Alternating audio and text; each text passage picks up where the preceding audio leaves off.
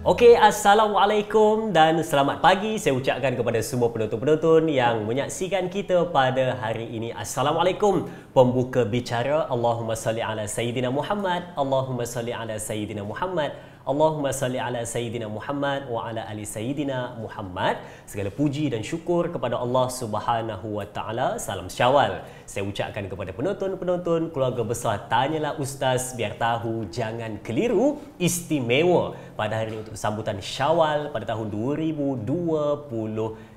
Apa khabar semua? Mungkin pagi ini ada yang plan nak pergi ke mana-mana kan? Nak beraya meneruskan ziarah dari rumah ke rumah dan nak bawa kegembiraan Syawal pada tahun ini, tapi ambil masa peluang menyaksikan Tanyalah Ustaz pada pagi ini untuk sedikit ilmu pengetahuan tambahan untuk makanan rohani. Hari ini kita nak teruskan berkenaan dengan bagaimana perbincangan di musim Syawal ini. Baik, okey, kalau kita tengok seperti mana yang sudah pun kita maklumkan berkenaan dengan topik perbincangan hari ini tentang saudara se-Islam, kita nak sentuh tentang dua golongan iaitu anak yatim dan juga golongan mu'allaf. Bagaimana kepuasan dan perbincangan sebentar lagi. Hari ini kita nak bawakan kepada anda untuk topik perbincangan yang mana akan bersama dengan bintang ilmuwan dari utara. Kita bawakan kepada penonton-penonton yakni Al-Fadil Ustaz Jafri Al-Mahmudi. Okey, apa khabar Ustaz? Selamat Raya. Baik, selamat Raya, maazir batin. Hari ni tak ada mana-mana ke apa? Hari ni dah duduk kat sini. Kita makan ni je lah. Tapi lepas habis saja ni, nanti kita akan ziarah lagi, sambung lagi Ustaz. Sebab yelah tak puas lagi ziarah. Bukan, dia antara tujuan Hari Raya ni sebenarnya ialah untuk kita ziarah, menziarahi, mendekatkan, menghubungkan silaturahim. Betul. Terutama kepada ahli keluarga. Betul. Yalah, kalau sebelum ni duk beraya online kan, video call kan. Tapi tahun ni dah boleh. Jadi kita nak ziarah rumah ke rumah, tapi pastikan jaga SOP. Jaga SOP. Baik Ustaz, untuk tajuk kita hari ni, memang kadang-kadang bila kita sebut je Raya Syawal, memang kita akan fokus kepada gembira untuk diri kita, keluarga kita. Tapi ada juga lagi golongan-golongan yang patut kita kongsi kegembiraan, khususnya macam yang saya sebutkan tadi, anak yatim dan juga golongan mu'allaf. Mungkin awal ni Ustaz boleh bawa sedikit mukadimah Ustaz, silakan. Baik, bismillahirrahmanirrahim. Assalamualaikum warahmatullahi wabarakatuh. Alhamdulillahirabbil alamin wal aqibatu lil muttaqin wa bihi nasta'in ala umuri dunya waddin. Asyhadu an la ilaha illallah wa asyhadu anna sayyidana Muhammadan abduhu wa rasuluh. Allahumma salli wa sallim ala habibil karim Sayyidina Mustafa sallallahu alaihi wasallam wa ala alihi wa ashabihi wa man tabi'ahum bi ihsanin ila yaumiddin. Amma ba'du. Alhamdulillah, pertama-tamanya kita panjat puji dan syukur pada Allah SWT. Kita telah berjaya melepasi ujian-ujian dalam bulan Ramadan. Ada di kalangan kita yang subhanallah tiap hari tak pernah tinggal tarawih. Puasa memang confirm lah tak boleh duduk tinggal kan. Sallallahu alaihi Muhammad. Kemudian Allah Muhammad dan sampailah kepada kita pada hari yang disunatkan kepada kita untuk ziarah menziarahi. Disunatkan kepada kita untuk mengucapkan salam sama-sama dengan kita. Jumpa orang salam, kita selalu sebut macam mana? Jumpa orang minta maaf, selamat raya, maazir batin 00. Ingat main bola kan 00. Ajarkan kita apa? Bila kita jumpa saudara kita salam-salam, kita kata taqabbalallah minna wa minka. Mudah-mudahan Allah menerima amalan-amalan kita. Dan subhanallah subhanahu tuan-tuan, dan di antara sallallahu alaihi Muhammad perkara yang dituntut kepada kita waktu kita berada dalam waktu Syawal ini ialah untuk kita meraihkan beberapa golongan.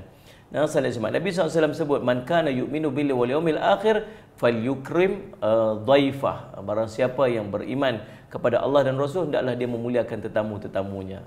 Sayyidina Muhammad, dan tetamu-tetamu yang hadir ke rumah kita, kita muliakan, kita raikan, kita tunjuk wajah yang ceria. Sallallahu alaihi wasallam, kita raikan dengan makanan. Sallallahu alaihi Muhammad, dan kita subhanallah dan mendoakan kebaikan-kebaikan kepada orang yang hadir atau menziarahi ke rumah kita. Hari ni rumah saya ni, ni rumah saya lah ni kan. Dari Azrin ziarah. Saya datang berkunjung. Berkunjung. Sallallahu alaihi Muhammad. Dan subhanallah, di antara orang yang jangan kita lupakan dan perlu kita raikan ialah dua kelompok yang nak kita bincangkan pada hari ini, iaitu yang pertama anak-anak yatim, yang keduanya ialah golongan mu'allaf. Sallallahu alaihi Muhammad. Anak-anak yatim ialah anak-anak yang kehilangan ibu dan ayah, kehilangan ibu, ayah ataupun kehilangan salah seorang daripadanya. Dan Salih Alaihi Wasallam kalau sebut tentang anak yatim ni, bila dia dah balik, dia dah terlepas dah daripada title anak yatim tersebutlah. Jadi anak-anak yang duduk bawah daripada Salih Alaihi Wasallam yang belum balik itu disebut sebagai anak yatim, dan disyaratkan kepada kita ataupun di-encourage kepada kita oleh Nabi SAW untuk kita mengambil berat dan kita menjaga urusan kita dengan anak-anak yatim. Bukan dia lepas dia kahwin, tak? Oh tak, bukan, dia balik. Balik dengan yatim. Melainkan seorang yang memang dia sampai bila-bila pun dia anak yatim. Sebab bapa dia nama yatim. Yang tu cerita itu dia binti. Anak yatim itu sampai bila-bila pun ada yatim.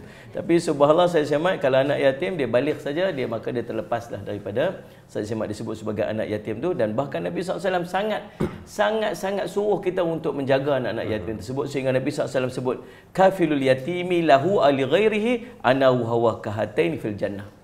Subhanallah, hadis ni riwayat Imam Muslim. Nabi SAW sebut siapa yang menanggung, siapa yang menjaga anak yatim, sama ada milik dia sendiri.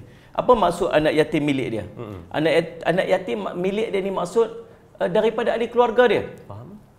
Cucu dia. Anak dia ataupun menantu dia meninggal dunia ataupun kedua-duanya meninggal dunia, maka cucu dia itu dia panggil sebagai anak yatim milik dia. Ataupun bapa saudara yang jaga anak saudaranya daripada kalangan anak-anak yatim. Maka kata Nabi SAW, siapa yang menanggung anak yatim milik dia, ataupun Salih Alaihi Wasallam li ghairihi, maksud bukan anak orang lain, dia tolong jaga. Maka kata Nabi SAW, Salih Alaihi Wasallam, wahwa Salih Alaihi Wasallam, dan dia itu ana wahwa, aku dan dia kahatain, tu di antara dua jari ni Salih Alaihi Wasallam ni, fil jannah, dalam syurga nanti. Dia dengan Nabi SAW geng, berkembar dengan Nabi SAW, duduk dekat dengan Nabi SAW dalam syurga Allah SWT. Demikian sebuah hadis yang lain, Nabi SAW kata, Sallallahu Alaihi Wasallam, ana wa kafilul yatimi fil jannah kahatain. Aku dan orang yang menjaga anak yatim seperti ini dalam syurga. Subhanallah, tuan-tuan, Sallallahu Alaihi Wasallam, dan baginda Nabi SAW mengisyaratkan dengan merapatkan dua jari baginda, iaitu jari telunjuk dan jari tengah baginda Nabi SAW. Yang keduanya ialah Sallallahu Alaihi Wasallam disebut sebagai orang-orang yang mu'allaf, orang-orang yang baru masuk Islam. Tapi ada tempoh dia, bukan selama-lamanya dia mu'allaf. Oh, kalau macam tu selama mu'allaf, semua para sahabat Nabi SAW semua mu'allaf.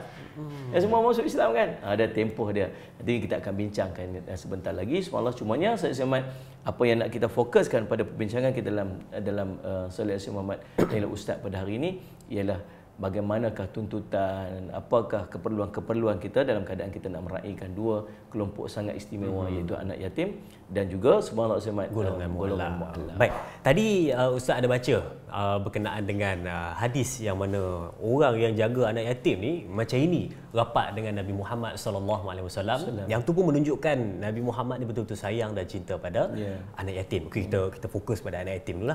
Okey, mungkin ada di antara kita yang tanya, kenapa Nabi Muhammad SAW ni sangat sayang kepada anak yatim? Mungkin salah satu sebab dia adalah Rasulullah sendiri adalah anak yatim, tapi mungkin ada sebab lain kenapa Nabi cukup sayang pada anak yatim. Baik, Allahumma salli alaihi. Tuan-tuan yang dirahmati oleh sekalian, Nabi SAW menyebutkan dalam sebuah hadis, sallallahu alaihi wasallam, khairu baitin fil muslim baitun fihi yatimun yuhsanu ilaihim.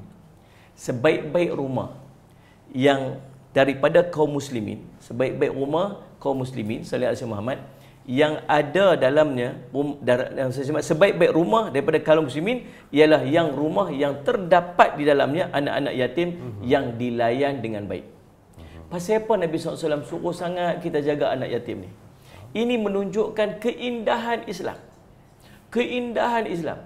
Nombor satu sekali, Nabi SAW itu sendiri anak yatim. Sayyid Muhammad, anak yatim, anak yang mulia. Bolehlah sikit-sikit lah. Ingat bersama lagu raya tadi. Dah. Dia cerita anak yatim. Nabi SAW sendiri anak yatim. Nabi SAW waktu dalam kandungan ibu dia, ayah dia telah meninggal dunia. Baru nak besar sikit, Salih Alaihi Muhammad, mak dia pula meninggal dunia. Salih Alaihi Muhammad. Dia dijaga oleh datuk dia. Salih Alaihi Muhammad. Dijaga oleh datuk dia. Kemudian dijaga pula oleh bapa saudara dia, Abu Talib. Nabi SAW hidup dalam suasana tidak ada ibu dan tidak ada ayah. Kemudian subhanallah Salih Muhammad, tuan-tuan, apabila seorang itu kehilangan ibu atau kehilangan ayah, maka dia kehilangan tempat bergantung. Dia kehilangan kasih sayang.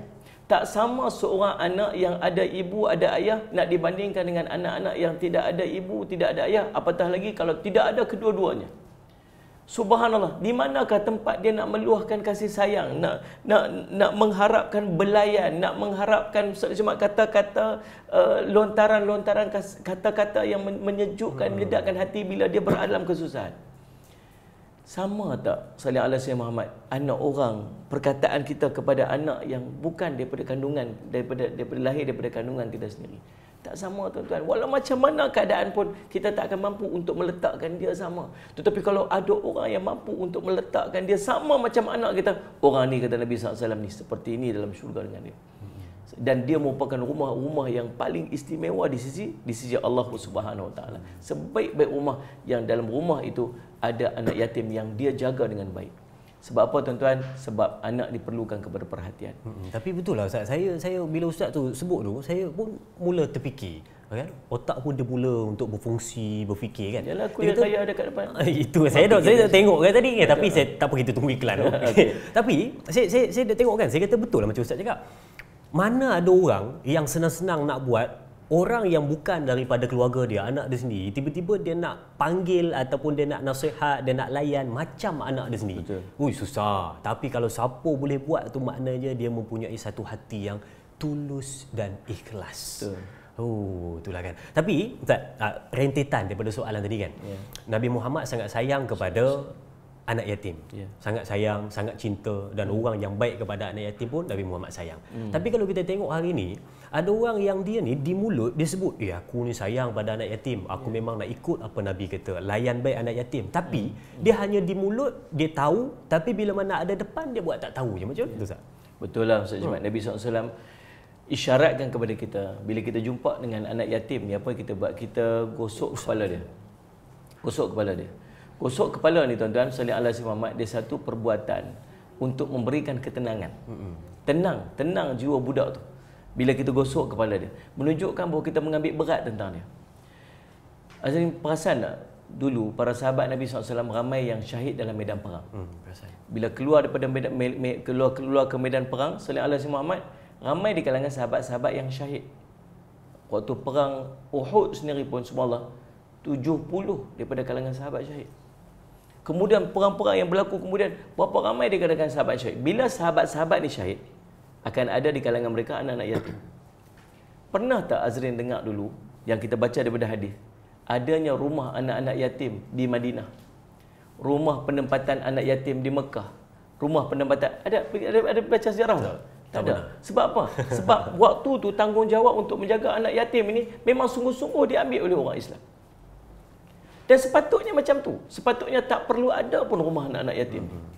Bahkan bila ada saja anak-anak yatim, antara orang pertama yang akan mengambil tanggungjawab ialah daripada kalangan ahli keluarga dia. Dia ada nenek, dia ada datuk dia. Sepatutnya datuk dan nenek ni orang paling awal sekali untuk mengambil tanggungjawab menjaga anak-anak disebut sebagai anak yatim ni.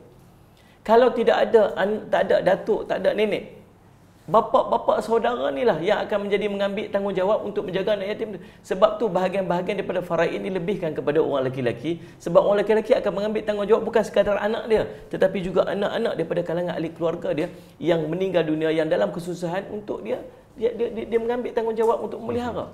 Tapi sayangnya tuan-tuan, kita sendiri semua tak mengambil tanggungjawab tersebut. Kita melepaskan kelebihan-kelebihan yang Allah nak bagi ni kepada orang lain. Tetapi tuan-tuan, antara cabaran salih asyamat bila kita berhadapan dengan situasi nak menjaga anak yatim ni, yang pertamanya ialah belah baginya kasih sayang. Kita akan berbelah bagi kasih sayang di antara anak kita sendiri dengan anak-anak yatim. Tuan-tuan, subhanallah, kalau duduk sehari dua kita okey lagi. Betul. Duduk sehari dua dengan kita masih boleh tolerate lagi tuan-tuan. Nah, saya syamat. Duduk seminggu boleh tahan kira lagi. Tuan-tuan boleh bayang kalau dia duduk dengan kita dalam tempoh setahun, 2 tahun, 3 tahun, 4 tahun, sampai dia balik, dia duduk dengan kita, dan kita diperintahkan untuk menjaga anak yatim itu sama rata macam anak kita sendiri. Tak semua orang akan mampu buat. Betul. Waktu tu dia akan mula ada protes, dia akan mula ada rasa, dia akan timbul rasa ni, dia akan timbul rasa sakit hati. Kalau takat suami tahan kira, mungkin dia demai daripada belah mak dia. Dia belah si isteri, ataupun sebaliknya, subhanallah. Macam mana keadaan ni, anak kita sendiri pun tak cukup, anak orang pula nak kira. dan sebagainya. Sebab tu tuan-tuan, ujian sangat besar salih Ahmad yang Allah akan berikan kepada orang-orang yang Allah nak berikan ganjaran yang begitu besar. Bila nak dapat begitu besar punya ganjaran, maka ujiannya juga begitu besar untuk dihadapi. Tapi kalau siapa-siapa yang dapat untuk buat dan tunaikan kelebihan-kelebihan ni, insya-Allah kelebihan yang sangat banyak yang Allah akan yang dia akan perolehi nanti di syurga Allah Subhanahu Wa Taala. Betul. Bila mana kita, macam Ustaz kata tadi, dapat tanggungjawab untuk bela anak yatim.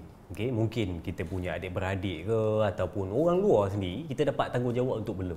Mesti kita akan fikir, aku ni makan pun tak apa cukup, pakai pun tak apa cukup. Tengok-tengok nak bawa masuk pula seorang lagi dalam keluarga aku. Ini mesti tak cukup juga ni.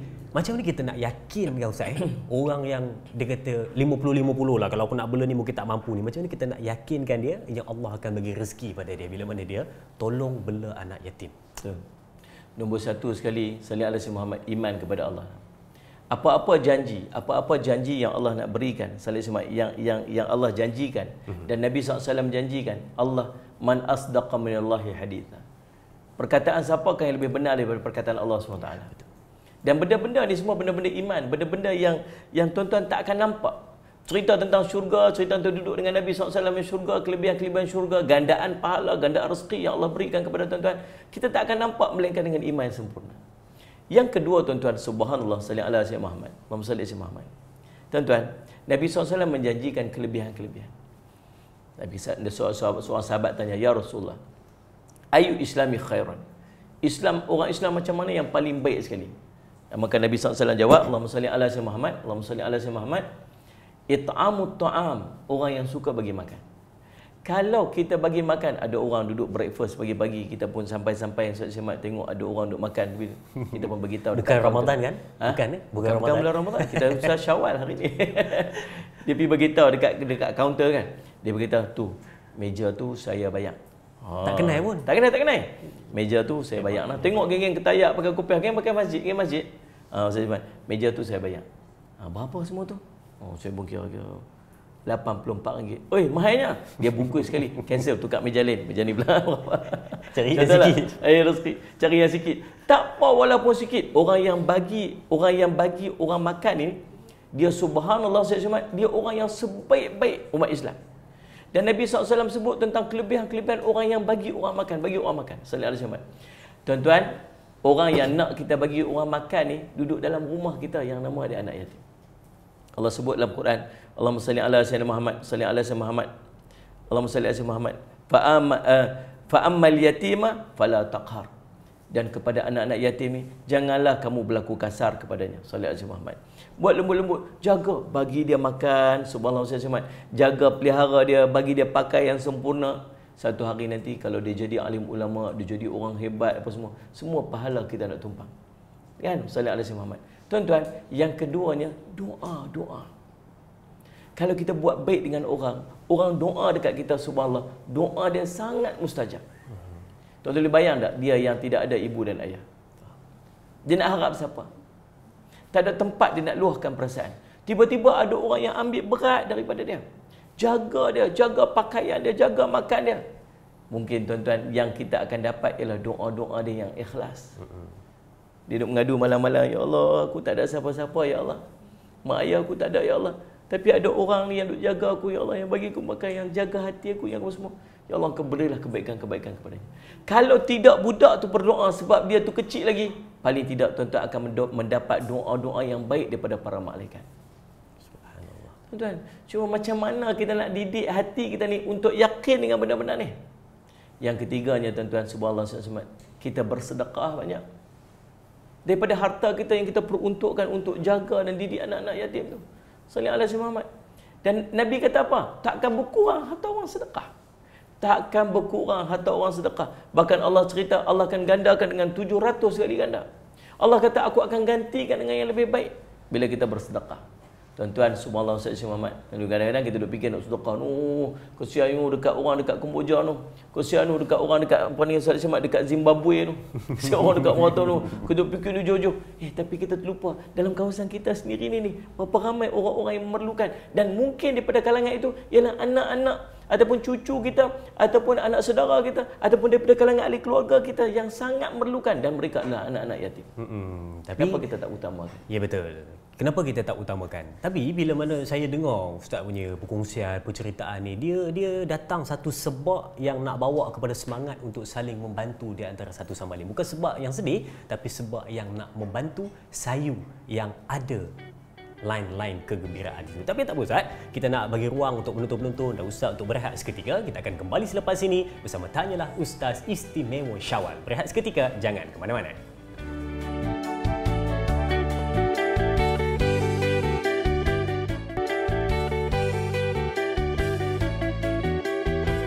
Baik, kita bertemu kembali setelah kita berehat seketika, memberi ruang kepada anda untuk tenang-tenangkan diri sambil kita menghayati Syawal pada tahun ini, yang mana kita masih lagi dalam perbincangan tentang saudara se-Islam, tentang dua golongan. Yang pertama anak yatim dan yang kedua tentang golongan mu'allaf. Kita nak sama-sama kongsi kegembiraan, keceriaan di hari raya bersama dengan mereka. Mungkin di hadapan saya pada ketika ini ada penonton-penonton yang juga daripada adik-adik, anak yatim dan juga golongan mu'allaf sedang menyaksikan Ayuh Bergembira di Syawal pada ketika ini. Baik, okey, sebelum tu kita nak ambil aroma sedikitlah. Asyik tutup elok kan. Okey, 5 jenis. Saya bila tengok kuih-kuih raya ni teringat dulu-dulu. Ada lagi 5 jenis kat dapur. Ini yang kita hidang lepas ni. Okey, Ustaz, kat dalam ada lagi. Dengar kata ada juadah lagi nak hidang. Ada. Okey. Tunggu Baik, sekejap. Ustaz. Kalau saya tengok kuih ni kan teringat dulu-dulu. Dulu masa kecil suka tolong. Saya punya family buat kuih kan. Sambil tolong, sambil makan, sambil tolong, sambil makan. Itu dululah. Okey Okey Ustaz. Saya bila waktu kita rehat tadi, saya terpanggil dan terfikir tau. Saya rasa penonton-penonton pun ada kat terfikir. Kenapa bila kita tengok anak yatim pada zaman Rasulullah, pada zaman dulu kan, dia ni memang kita kata anak yatim tapi dia punya motivasi semangat tu sangat kuat. Beza sedikit dengan golongan pada hari ini, mungkin juga anak yatim pada hari ini, yang mana dia sedikit rasa lemah, lesu, tak ada motivasi dan juga dia rasa macam terpinggir je. Mungkin Ustaz ada sedikit nak dikongsikan. Baik, Allahumma salli ala Muhammad. Mungkin tak semua macam tu lah. Mungkin tak semua macam tu, walaupun kita rasa macam tu, tetapi subhanallah salli. Cumanya perhatian-perhatian yang kita berikan dan mereka merasakan bahawa mereka mengharapkan perhatian. Berbeza dengan mungkin umat-umat terdahulu ataupun pada anak-anak yatim pada zaman Rasulullah SAW. Orang sekeliling itu mengambil berat tentang mereka. Dia diambil berat. Tanggungjawab, sedangkan anak yatim ini hanya perlu untuk menunaikan tanggungjawab dia sebagai seorang mukmin. Solat dia, ibadat dia jaga, tanggungjawab dia, amar makruf nahi munkar yang perlu dia lakukan, itu dia buat untuk diri dia. Tetapi dia tak mengharapkan, dia tak perlu untuk mengharapkan perhatian daripada orang. Sebab orang yang ada di sekitarnya itu yang akan mengambil perhatian atau memberi yang mengambil perhatian tentang dia. Anak bapa saudaranya akan ambil perhatian padanya, jiran-jiran sebelahnya akan ambil perhatian padanya. Jadi tanggungjawab untuk mengambil berat tentang anak yatim itu dilaksanakan oleh orang-orang yang duduk di sekitar. Jadi sebab tu anak-anak yatim pada waktu tersebut tak perlu sangat untuk meraih simpati. Tolonglah jaga aku, tolonglah ambil aku, tolong apa semua sebagainya. Maka itulah perbezaannya mungkin. Kalaulah kita boleh berubah kepada konsep yang sama. Saya ingat keadaan anak-anak yatim kita ni, dia pun tak sebut-sebut sangat dan tak perlu nak ingat sangat bahawa dia tu anak yatim. Sebab perhatian daripada orang itu sudah mencukupi untuk mereka. Mudah-mudahan dah melengkapi hidup dia pun kadang-kadang dia dah lali dan dia terlupa yang dia ada anak yatim sebab ramai orang yang beri kasih sayang pada dia. Betul tak? Betul. Baik. Tapi mungkin juga saya rasa dia rasa down, rasa macam tak seronok kehidupan itu sebab yalah, kita ni bukan kita nak fikir yang tak baik, tapi sebenarnya kadang-kadang kalau kita tengok dalam masyarakat kita ni, bila mana kita nak tolong, bila mana kita nak bantu, kita ni bermusim Ustaz.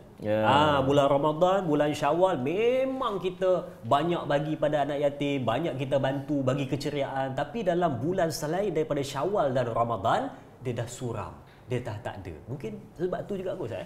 Saya sangat setujulah dengan apa yang disebut kalau Din Azrin tadi ni. Dia bermusim. Walaupun tak sepatutnya bermusim sebenarnya.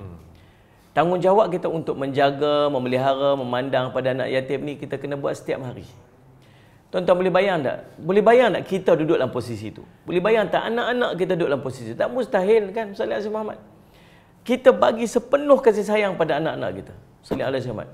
Kita mengharapkan sepenuh kasih sayang daripada ibu dan ayah kita waktu kita kecil-kecil dulu. Bayangkan tak ada ibu dan ayah kita, macam mana keadaannya. Sedih hati, pilu dekat mana nak luar perasaan. Seronok ni, seronok balik-balik sekolah, dapat result periksa yang hebat. Seronok, excitednya. Kita boleh cerita kat mak ayah kita. Tapi dia tak ada mak ayah dia untuk dia cerita. Mampu tak dia nak cerita? Mampu tak kita nak cerita apa yang kita dapat, keseronokan yang kita dapat? Ataupun kita mungkin ada ujian-ujian kita lalui, kemudian kita nak pergi cerita dekat jiran sebelah rumah kita. Atau kita nak cerita dekat bapa saudara kita.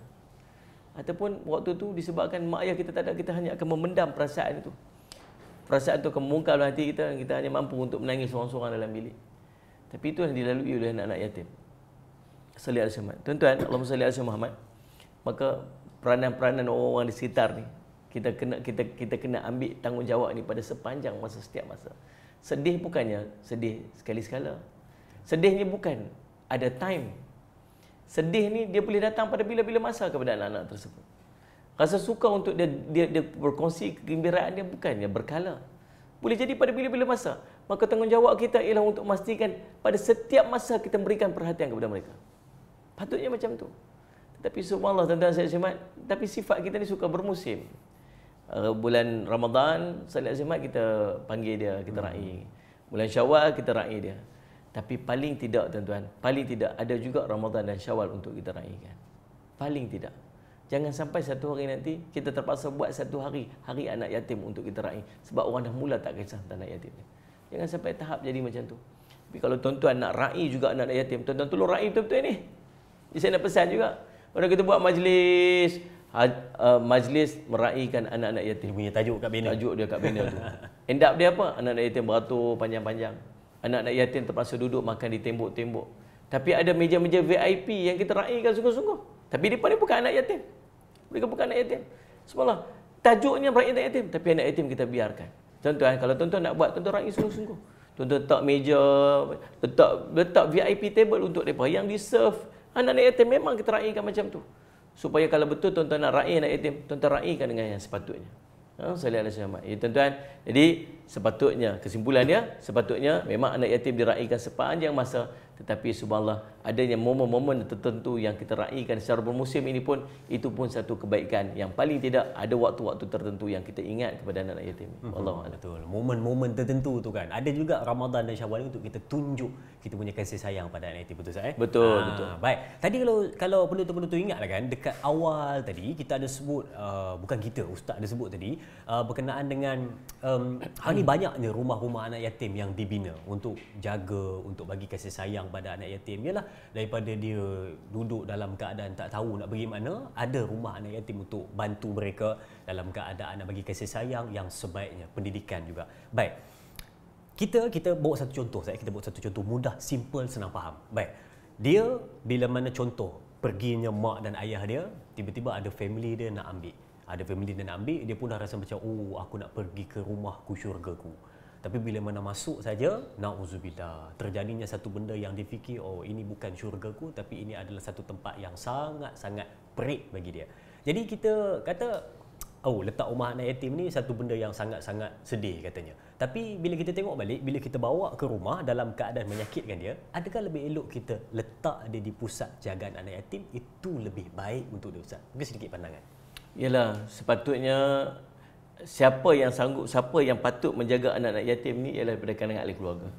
Jangan kata anak yatim tak ada keluarga. Anak yatim ada keluarga. Anak yatim cuma tidak ada ayah ataupun tidak ada mak ataupun tidak ada mak dan ayah. Itu anak yatim lah. Salli alaihi Muhammad. Tetapi dia masih ada datuk dia, dia masih ada nenek dia.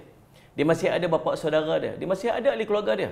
Jangan kata dia tak ada keluarga, dia ada keluarga. Tapi sepatutnya keluarga ni lah yang mengambil tanggungjawab untuk melihara anak-anak yatim ni. Yang dijaga tu siapa? Bapa saudara dia menjaga dia. Yang siapa menjaganya? Beratuk nenek dia menjaganya. Sepatutnya kalau ada keadaan demikian, Salih Ahmad, tak perlu ada pengumuman anak yatim ni. Patutnya demikian. Tetapi subhanallah tuan-tuan, Salih Ahmad, bukan senang nak jaga anak yatim. Sungguh. Sebab tu janji Allah sangat hebat dan sangat besar kepada orang yang mampu untuk menjaga anak yatim dengan sebaik-baiknya. Sampai Nabi SAW letak, ni dia akan bersama dengan aku macam ni dalam syurga ni. Maksudnya Nabi SAW duduk syurga paling tinggi dan dia akan duduk bersama dengan Nabi SAW. Sebab ganjarannya besar, ujiannya juga besar. Setahun sehari dua tak apa, duduk setahun 2 tahun lagi akan masam muka dengan tu, masam muka dengan ni, dan treatment dia tak akan jadi sama lagi dah. Maka tuan-tuan, Allah SWT cermat, kadang-kadang waktu tu kita rasa apa? Kalau dia duduk di rumah anak yatim ni, itu lebih baik untuk dia. Tetapi dia akan hilang kasih sayang, fokusnya seorang kepada dia. Beza jaga seorang dengan jaga 40 orang, beza. Lain. Kalau dia duduk dengan bapa saudara dia yang menganggap dia tu macam anak dia sendiri, paling tidak tumpuan dia kepada dia seorang. Tetapi seorang penjaga rumah anak yatim terpaksa menjaga 40 orang. Sama tak tuan-tuan? Tak sama. Sama ada 40 di kalangan 40 orang ni sekali yang akan nak boleh pergi mengadu, nak boleh pergi meluahkan perasaan, nak pergi kongsi kegembiraan dengan seorang yang jaga 40 orang. Tak sama. Akan ada juga konflik-konflik di rumah sebagainya. Tapi itulah sekadar termampu yang mampu untuk dia lakukan. Saya sangat respect dan saya sangat hormat kepada orang yang sanggup untuk korbankan harta dia, korbankan masa dia untuk membangunkan rumah anak-anak yatim. Dan saya yakin dia juga berpegang kepada hadis-hadis menceritakan tentang kelebihan jaga anak yatim. Sebab tu dia buat rumah anak yatim. Dan bukan senang nak jaga. Kita ada 3-4 orang di rumah pun pening kepala macam-macam. Saya cuma duduk atas kerusi, bawah kerusi, celah katil, pumpang pecah sana pecah sini, tu anak-anak tu. Tu tak campur kucing lagi. Tu tak campurkan kucing 3-4 ekor lagi di rumah kita tu. Saya cuma tuan-tuan boleh bayangkan jaga 40 orang. Ada setengah kadang semua sampai mencecah 80 orang, ada mungkin 100 orang. Ya Allah, nak jaga makan dia lagi, nak jaga perangai lagi, nak jaga apa semua. Bukan senang. Kita selalu komplain, kita tengok tapi tu tak pandai jaga, oh ni tak kena, itu tak kena. Cuba pergi duduk dalam posisi dia, baru kita tahu macam mana dahsyat dan susahnya untuk menjaga anak yatim. Dan kita doakan kelebihan-kelebihan kepada orang yang sungguh-sungguh dengan niat hati dia ikhlas untuk melihara anak-anak yatim. Betul. Tapi ada juga bila kita tengok dalam satu situasi kan, family ni dia berebut nak jaga Ustaz. Dia kata, mak ayah dia tak ada, saya lah jaga. Mana boleh, saya yang alung, saya jaga. Berebut nak jaga. Tapi dalam berebut nak jaga tu, dia bukan nak berebut pahala akhirat Allah nak bagi, tapi dia nak berebut apa tau? Dia nak berebut harta yang ditinggalkan kepada anak yatim tersebut. Mungkin jadi juga Ustaz satu benda yang patut kita bagi penekanan lah untuk perbincangan kita ni, sebab memang kita nak jaga, tetapi jangan ada niat yang tak baik terhadap anak yatim itu dan juga harta milik anak yatim tersebut. Sedikit Ustaz punya pencerahan. Sangat benar, sangat benar. Ini di antara ujian ya, ujian kepada orang yang jaga anak-anak yatim. Sebab tu Allah bagi pesanan-pesanan ni daripada awal lagi. Banyak ayat-ayat yang di antaranya surah Al-Isra ayat 34, wala taqrabu malal yatimi illa billati hiya ahsan. Janganlah kamu menghampiri harta anak yatim melainkan dengan cara yang baik, jadi dengan cara untuk mengawal dan mengembangkannya. Bahkan subhanallah dalam surah An-Nisa yang ayat kedua juga Allah sebut tentang perkara yang sama. Bahkan dalam sebuah hadis Nabi SAW, hadis riwayat Imam Bukhari Muslim, Nabi kata apa? Jauhilah kamu daripada 7 dosa besar. Salih Semat. Sahabat bertanya, apakah dia wahai Rasulullah? Nabi SAW menjawab, pertama syirik kepada Allah, sihir, membunuh jiwa yang diharamkan oleh Allah SWT melainkan dengan kebenaran, memakan riba, yang kelima memakan harta anak yatim, yang keenam melarikan diri daripada peperangan, dan yang ketujuh menuduh wanita yang beriman itu berzina. Orang yang makan harta anak yatim secara zalim seperti memasukkan api ke dalam perutnya dan akan dimasukkan ke dalam neraka, sesuai dengan apa yang Allah sebut dalam Al-Quran. Sallallahu alaihi wasallam Muhammad, surah An-Nisa ayat 10, yang bermaksud sesungguhnya orang-orang yang memakan harta anak-anak yatim secara zalim, sebenarnya mereka itu hanya menelan api ke dalam perut mereka dan mereka akan dimasukkan ke dalam api neraka yang menyala-nyala. Ini ancaman-ancaman Allah kepada orang yang menguruskan harta anak yatim dengan niat untuk mendapatkan harta daripada anak yatim tersebut. Ada orang yang buat, tuan-tuan, ada bahagian dan portion yang kita boleh ambil untuk pengurusan. Boleh, solat Jumaat, ada dibenarkan. Tapi jangan sampai kita menjaga anak yatim dengan bermatlamatkan untuk keuntungan diri kita. Ancaman dia sangat besar. Tuan-tuan ingat, kita jaga anak yatim punya kelebihan yang sangat banyak. Tetapi ingat, ujiannya juga sangat besar. Salat Jumaat, mudah-mudahan kita diselamatkan daripada niat-niat yang tak betul untuk kita menjaga anak-anak yatim tersebut. Wallahu a'lam. Maknanya kalau ambil untuk pengurusan, nak menguruskan anak yatim tersebut boleh saya. Ada bahagian dan portion dia. Okay. Tapi jangan sampai tersilap lah. Jangan sampai tersilap sebab ujian sangat-sangat besar bila mana datang tentang harta ni, dia tak boleh buat main. Kan? Memang mula-mula rasa ikhlas dah tu nak tolong kan, nak jaga, nak pelihara, nak bagi kasih sayang, tapi bila mana tahu-tahu saja kaya raya rupanya, maka dia akan berubah dan pada ketika itulah dia akan jadi satu orang yang lain daripada sebelum dia. Baik Ustaz, mungkin kita nak tengok juga berkenaan dengan kita ni punya perbincangan ada nak kaitkan juga dengan mu'allaf, okey, mu'allaf yang mana kalau kita tengok saya nak tanya awal lah kan. Macam awal tadi kita ada sebut kalau anak yatim tu bermula daripada umur berapa sampai umur berapa. Yeah. Tapi kalau kita juga nak tahu pengertian mu'allaf ni sebenarnya dia tu adakah dikira bermula daripada lahir ke ataupun daripada kecil kalau kita jaga dia ke macam mana ataupun umur berapa ya? Sampai macam mana? Silakan Ustaz. Baik, Allah muslimat. Saya nak memetik daripada perkataan Dr. Yusuf Al-Qaradawi yang membahagikan mu'allaf itu kepada 3 bahagian. Yeah. Yang pertama, seorang yang bukan Islam, belum Islam, yang menunjukkan minat terhadap Islam dan sedang mengkaji Islam tapi belum memeluk Islam. Itu satu peringkat yang dia bagi. Walaupun dia belum lagi, kata Dr. Yusuf Al-Qaradawi. Yang kedua, seorang Muslim yang baru saja memeluk Islam dan sedang belajar tentang asas-asas Islam seperti fardu ain. Dia baru masuk Islam, masih duduk dalam belajar lagi, baru duduk belajar semayang, baru duduk belajar ambil wuduk macam mana, asas-asas fardu ain itu baru belajar. Maka ini disebut sebagai orang Salih Muhammad mu'allaf. Yang ketiga, Muslim yang dilahirkan dalam keluarga Islam tetapi tidak memahami Islam dan berminat untuk belajar asas-asas Islam semula. Dia jahil, duduk dalam kejahilan. Satu keluarga yang tak pernah belajar agama. Entahlah duduk dekat negara mana, mungkin negara orang bukan Islam atau sebagainya. Dia hidup dengan cara yang bukan cara Islam. Tiba-tiba diberikan hidayah oleh Allah, baru nak belajar asas-asas Islam. Bahkan kata Dr. Qaradawi, itu juga termasuk daripada kalangan orang-orang mu'allaf. Dan mu'allaf ni tuan-tuan, kita kenal macam-macam lah. Ada orang panggil saudara baru, ada orang panggil saudara kita, ada macam-macam lah gelaran dia. Tuan-tuan, cuma perkataan yang paling sesuai yang saya dengar ada seorang orang yang suka dakwah pada orang Islam. Dia kata, kita kena ubah perkataan convert kepada revert. Convert ini maksud kita berpindah daripada agama Islam, daripada agama lain kepada agama Islam. Kita sepatutnya guna perkataan revert. Revert ni maksud kembali. Pasal apa? Sebab kita memang asal fitrah Islam. Kita asal fitrah Islam. Kita lahirkan, kemudian orang lain mencorakkan kita menjadi agama lain dan sebagainya. Bila kita masuk Islam, kita kembali kepada agama Islam, agama fitrah kita. Sebab itu guna perkataan revert itu lebih sesuai daripada perkataan convert. Kalau dia daripada Islam pun dia tukar agama lain, mungkin boleh jadi convert. Kalau perkataan mu'allaf tu apa makna dia? Mu'allaf ini maksudnya salih alaihi wasallam, kalau perkataan mu'allaf ni dia berasal dari perkataan bahasa Arab masuk allafa, yang masuk berjinak-jinak atau menunjukkan minat. Baru nak kenal-kenal. Baru nak berjinak-jinak ataupun minat terhadap Islam. Itulah perkataan mu'allaf sebenarnya. Dan tempoh yang disebutkan oleh Jabatan Kebajikan Islam Malaysia ataupun JAKIM menetapkan tempoh masa seorang itu layak digelar sebagai mu'allaf, maksimumnya ialah 5 tahun. 5 tahun. 5 tahun. Kita ni kira sampai bila-bila pun dah mu'allaf lagi lah. Di tempoh 5 tahun itu tempoh ataupun sesuai dia mendapat gelaran seorang mu'allaf. Kalau kita kira orang siapa masuk Islam tu dikira sebagai mu'allaf, semua sahabat Nabi SAW mu'allaf.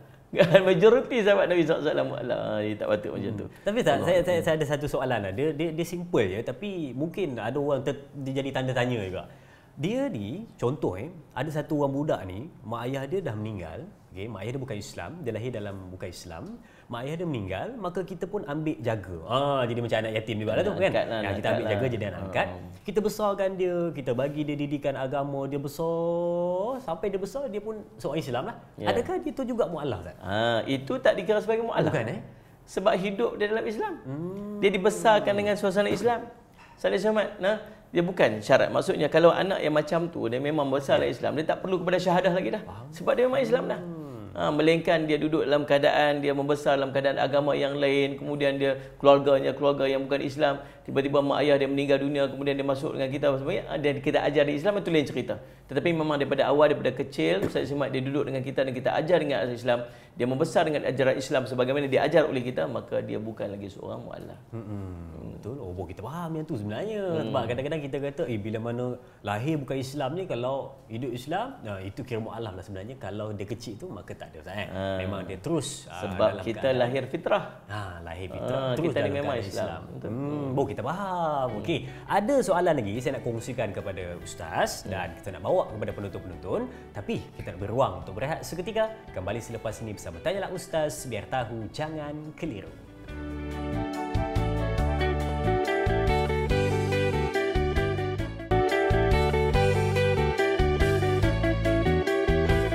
Baik, kita bertemu semula setelah kita berehat seketika. Teruskan perbincangan dan kembali duduk di hadapan Kaca TV menyaksikan Tanyalah Ustaz, biar tahu jangan keliru. Wow, memang seronok ya.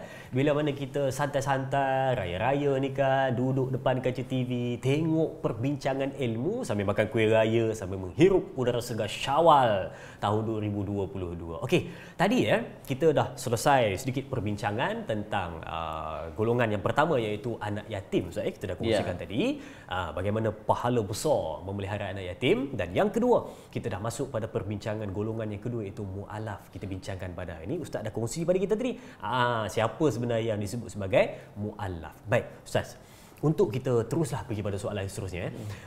Yang mana kita hari ini bila sebut saja perkataan mualaf ataupun saudara baru ataupun saudara se-Islam kita ni, kita bila mana dia belum lagi memeluk agama Islam tu, kita sungguh-sungguh nak bawa dia masuk, nak perkenalkan dia pada Islam, nak bagi dia berjinak-jinak dengan Islam. Tapi bila mana dia dah masuk, dia dah revert. Ni kita guna perkataan tu. Bila mana dia dah revert kembali kepada Islam, kita abaikan dia, Ustaz. Mungkin Ustaz ada sedikit komen pada orang yang macam ini. Silakan. Baik. Bismillah, alhamdulillah, wassalatu wassalamu ala rasulillah wa ala alihi wa sahbihi wa man tabi'ahu walah. Sambil-sambil kita duduk makan kuih raya tu kan, sambil kita duduk melayan tetamu kita tu, sallallahu alaihi Muhammad. Tuan-tuan, kita dengarlah sikit perbincangan kita pada pagi dah ada orang datang. Mai pagi-pagi lagi kelamai dah. Balik-balik mai subuh tu singgah. Tuan-tuan, sallallahu alaihi Muhammad mualaf. Sallallahu alaihi Muhammad. Tuan-tuan, kita bertanggungjawab untuk mengajak saudara-saudara kita yang belum Islam kepada Islam. Tanggungjawab kita. Sallallahu alaihi Muhammad tu, bayangkan kawan-kawan kita yang duduk kat pejabat yang masih belum Islam. Kita ni tahu kata Islam ni lah betul. Al-yawma akmaltu lakum dinakum wa atmamtu alaikum ni'mati wa raditu lakumul Islam madinah. Allah redha Islam itulah kepada agama kita. Tak ada agama lain lah. Al-Islamu ya'lu wa la yu'la alaih. Kita tahu Islam itu tinggi dan tidak ada yang lebih tinggi padanya. Sallallahu alaihi wasallam. Kita tahu benda tu. Dan kita tahu Islam ni akan bawa kita ke syurga Allah. Ada kawan-kawan kita yang baik-baik, dia bukan Islam. Waktu kita susah dia tolong kita, waktu kita tak sempat ambil anak sekolah dia lah tolong, waktu kita dia tolong settlekan hutang kita. Macam-macam dia tolong.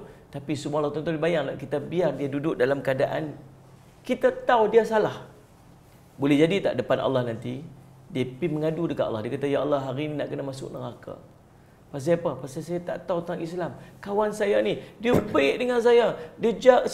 Kami selalu makan sama, waktu dia susah saya tolong dia. Tapi sekali pun dia tak pernah ajak saya tentang Islam, ya Allah. Kalau dia ajak saya Islam, mungkin saya dah masuk Islam dah. Mungkin saya orang beriman dan saya masuk syurga Allah. Dia tahu Islam tu betul, tapi dia tak pernah ajak saya. Agak-agak macam mana jawapan kita depan Allah SWT? Maka tuan-tuan sallallahu alaihi wasallam, tanggungjawab kita untuk ajak orang pada Islam. Lepas dia masuk Islam, buatlah macam-macam cara, macam-macam jalan dakwah kita tu supaya dia kembali kepada Islam. Bila dia masuk Islam, mungkin di luar pada kemampuan kita untuk ajar dia agama Islam.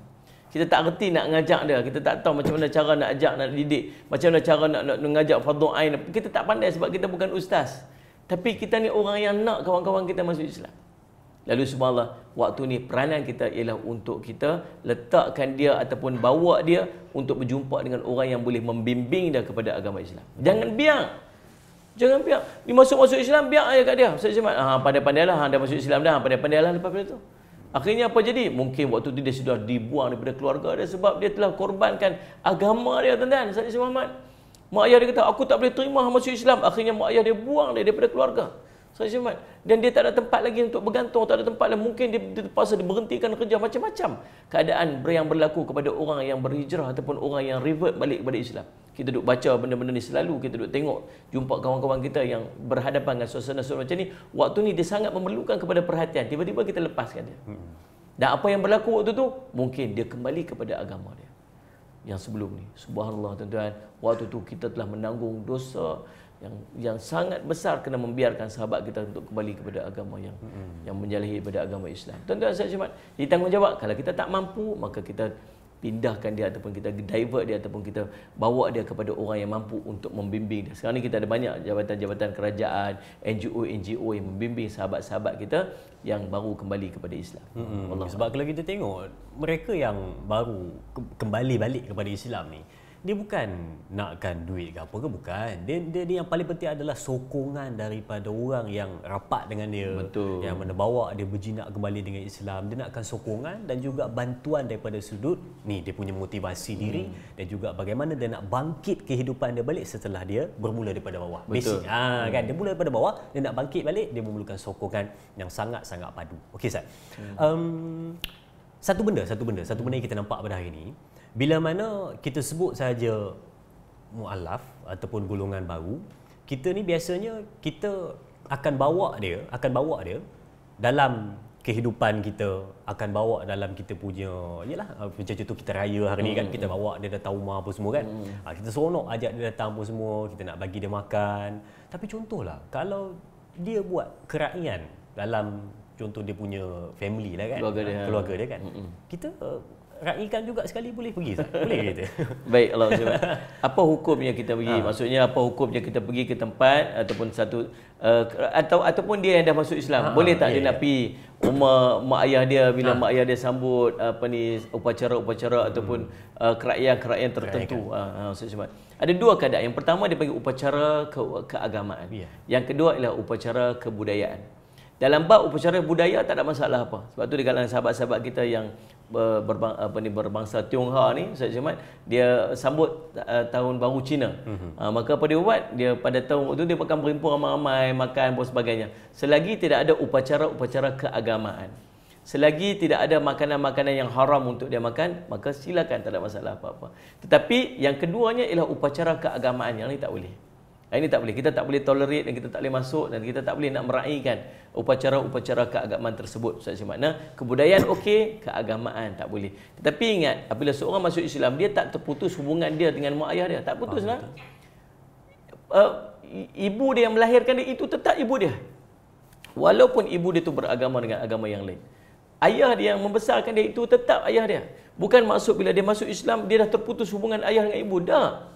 Bahkan menjadi tanggungjawab dia juga untuk berkhidmat dan memberikan kebaikan-kebaikan kepada ibu dan ayah dia. Sama je, tak ada beza. Sama je, dia kena khidmat. Dan mungkin dengan khidmat dia tu menyebabkan ibu dan ayah dia juga cenderung pada Islam. Jadi ada kawan saya ni, dia subhanallah, dia waktu dia masuk Islam memang dia kena buang daripada keluarga dia.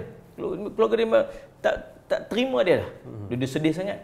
Lalu dia macam mana dia nak patah balik dia nak, sebab dia nak dakwah mak ayah dia untuk masuk Islam sama.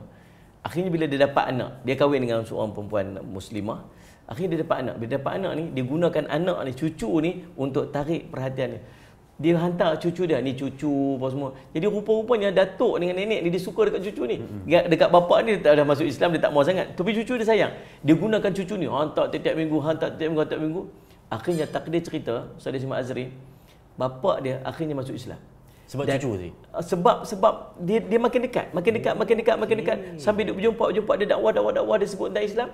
Akhirnya dia mengucap 2 kalimah syahadah waktu dia sedang sakit, dan dalam 2 hari ataupun 3 hari selepas dia mengucap syahadah, dia meninggal dunia. Allah. Bapak dia tu. Dan tak berapa lama selepas tu mak dia pula masuk Islam. Cerita dia kadang-kadang Salih Ahmad dakwah ni tentang Salih Ahmad, kita tak mampu nak pergi bercakap. Tetapi dengan kita khidmat tu, dengan kita mendekatkan diri kita kepada ibu dan ayah kita tu, Salih Ahmad menyebabkan dia cenderung dan suka kepada Islam. Dan akhirnya mereka akan masuk Islam. Dan jadi selagi mak ayah kita hidup, kepada sahabat-sahabat kita yang mu'alaf, yang baru masuk Islam, selagi mak ayah kita hidup, selagi itu jangan putus-putus untuk berdoa supaya Allah berikan hidayah kepada mereka. Khidmat terus kepada mereka. Buat baik sebaik-baiknya kepada mereka. Salih Ahmad, jadi anak yang soleh walaupun mak ayah kita orang bukan Islam. Dan akhirnya mudah-mudahan mak ayah kita akan cenderung dan mendapat hidayah untuk kembali kepada fitrah, iaitu memeluk agama Islam. Betul. Kadang-kadang kita juga teringin nak menyelami macam mana dia orang punya perasaan, dia orang punya kehidupan kan.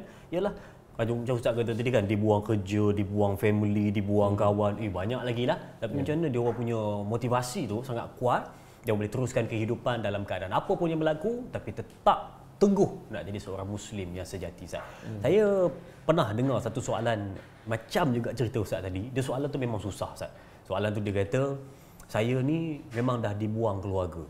Jadi dia kata saya ni nak balik jumpa dengan mak, ayah, adik-beradik, dia kata, tapi cakap apa pun tak jadi juga, dia kata. Nak balik memang dia orang tak bagi. Jadi macam mana, apa yang saya nak kena buat untuk balik jumpa dengan dia orang, dia kata. Mungkin Ustaz ada jawapan. Memang kita tak boleh nafi, Kita ada mak ayah kita. Kita tahu kerinduan kepada mak ayah kita tu ada. Nak balik tapi Kita akan tetap rindu kat mak ayah kita, tetap rindu kat ahli keluarga kita rindu. Tetapi agama kita menghalang. betul. Bukan sebab kita tak mau terima. Islam ajak mak ayah kamu tetap mak ayah kamu, dia tak akan berubah. Masalah dia ialah dia orang tak boleh terima kita bila kita masuk Islam. Jangan berhenti untuk berusaha untuk mendekatkan diri kepada mereka. Ada tempoh tertentu waktu yang mungkin membahayakan kita. Mungkin boleh menjadi mudarat kepada kita. Maka distance sekejap. Waktu ni dia sangat memerlukan kepada sokongan. Sahabat-sahabat yang duduk di sekitar tu perlu bagi sokongan. Jangan jauhkan diri. Pergi ziarah dia selalu. Pergi jumpa dia selalu. Bawa dia jumpa mak ayah kita mungkin. Salih Samad. Jadikan dia sebagai ahli keluarga yang dekat dengan kita. Jangan jauh diri pada dia waktu tu. Dia sangat memerlukan kita. Tapi satu hari nanti mudah-mudahan insya-Allah dengan cara yang tertentu, dengan cara yang baik, insya-Allah tuan-tuan, doalah, mungkin mudah-mudahan satu hari nanti dia akan terima kita sebagai seorang anak balik. Bahkan bukan sekadar itu, mereka bukan sekadar menerima kita, bahkan mereka menerima agama Islam. Mudah-mudahan. Tapi jangan berhenti, teruskan berdoa. Sahabat-sahabat perlukan kepada memberikan sokongan, insya-Allah. Betul. Mudah-mudahan kita buat hikmat kan. Kita buat dengan sehabis baik, bagi layanan yang elok walaupun dia tak suka, tapi tetap kita buat sehabis baik. Mudah-mudahan satu hari nanti main birthday dia, hantar wish dia, hantar hadiah dekat dia kan. Teruskanlah. dia tak bagi datang tapi hadiah dia ambil. Hadiah dia ambil, kita hantar hadiah gitu kan. Aduh, Ustaz. Saya kan berapa bulan lepas saya ada terbaca dekat muka buku Facebook kan. Saya ada terbaca yang mana ada satu orang ni dia tulis, saya bila mana dah baca ayat tu saya macam terdiam, sambil tu rasa macam nak tersenyum seorang-seorang pun dah. Dia ayat dia lebih kurang macam ni lah, ya, lebih kurang macam ni. Dia kata, kadang-kadang saya tengok, dia kata, orang yang baru masuk Islam, kehidupan dia lebih Islam daripada kita yang dah lama memeluk agama Islam. Dia kata, di mana silapnya? Di mana silapnya tu yang terdiam tu? Dia kata di mana silapnya? Dia baru masuk tapi lebih Islam daripada kita yang dah lama memeluk agama Islam lah. Kita yang memang dah hidup dalam keadaan Islam. Apa? Kat mana silap dia, Ustaz? Kita menghargai sesuatu bila kita susah untuk dapat dia. Itu sifat dia lah kan. Bila kita susah nak dapat, maka kita akan menghargai. Bila benda tu dah memang duduk dengan kita, walaupun dia satu nikmat yang sangat besar, tapi kita tak rasa ada satu nikmat dah sebab benda tu memang duduk dengan kita. Ni tangan kita ni, kita rasa nikmat tak? Dia merupakan nikmat. Tapi kita dah tak berasa satu nikmat sebab benda tu memang duduk dengan kita dah. Gaji yang kita dapat, Azrin, waktu mula-mula gaji dapat dulu ni. Pergi tekan-tekan duit gaji pertama tu, dapat duit tu. Alhamdulillah, syukur pada Allah dapat gaji pertama. Orang kata pergi hantar duit kat mak tu, bagi berkat sikit, dia pun start motor EFI dia balik kampung. Bagi RM50 kat mak. Mak ni RM50, gaji saya yang pertama. Nah ambil mak. Mak pun ambil. Oh alhamdulillah, cium, simpan. Lalu subhanallah sekalian, waktu dia nak balik tu kata apa? Mak minta balik RM40 mak. Saya minyak motor rasa tak lepas. Mak kata nak ambil balik RM50 ni kan. Dia punya excited dan seronoknya dapat gaji yang pertama tu. Tapi gaji kedua, gaji ketiga, selepas 4 tahun, selepas 5 tahun, dah kerja dah 30 tahun, rasa sama tak macam mana? Tak rasa sama. Pasal apa? Pasal nikmat tu dah duduk dengan kita. Islam duduk dengan kita daripada kita lahir.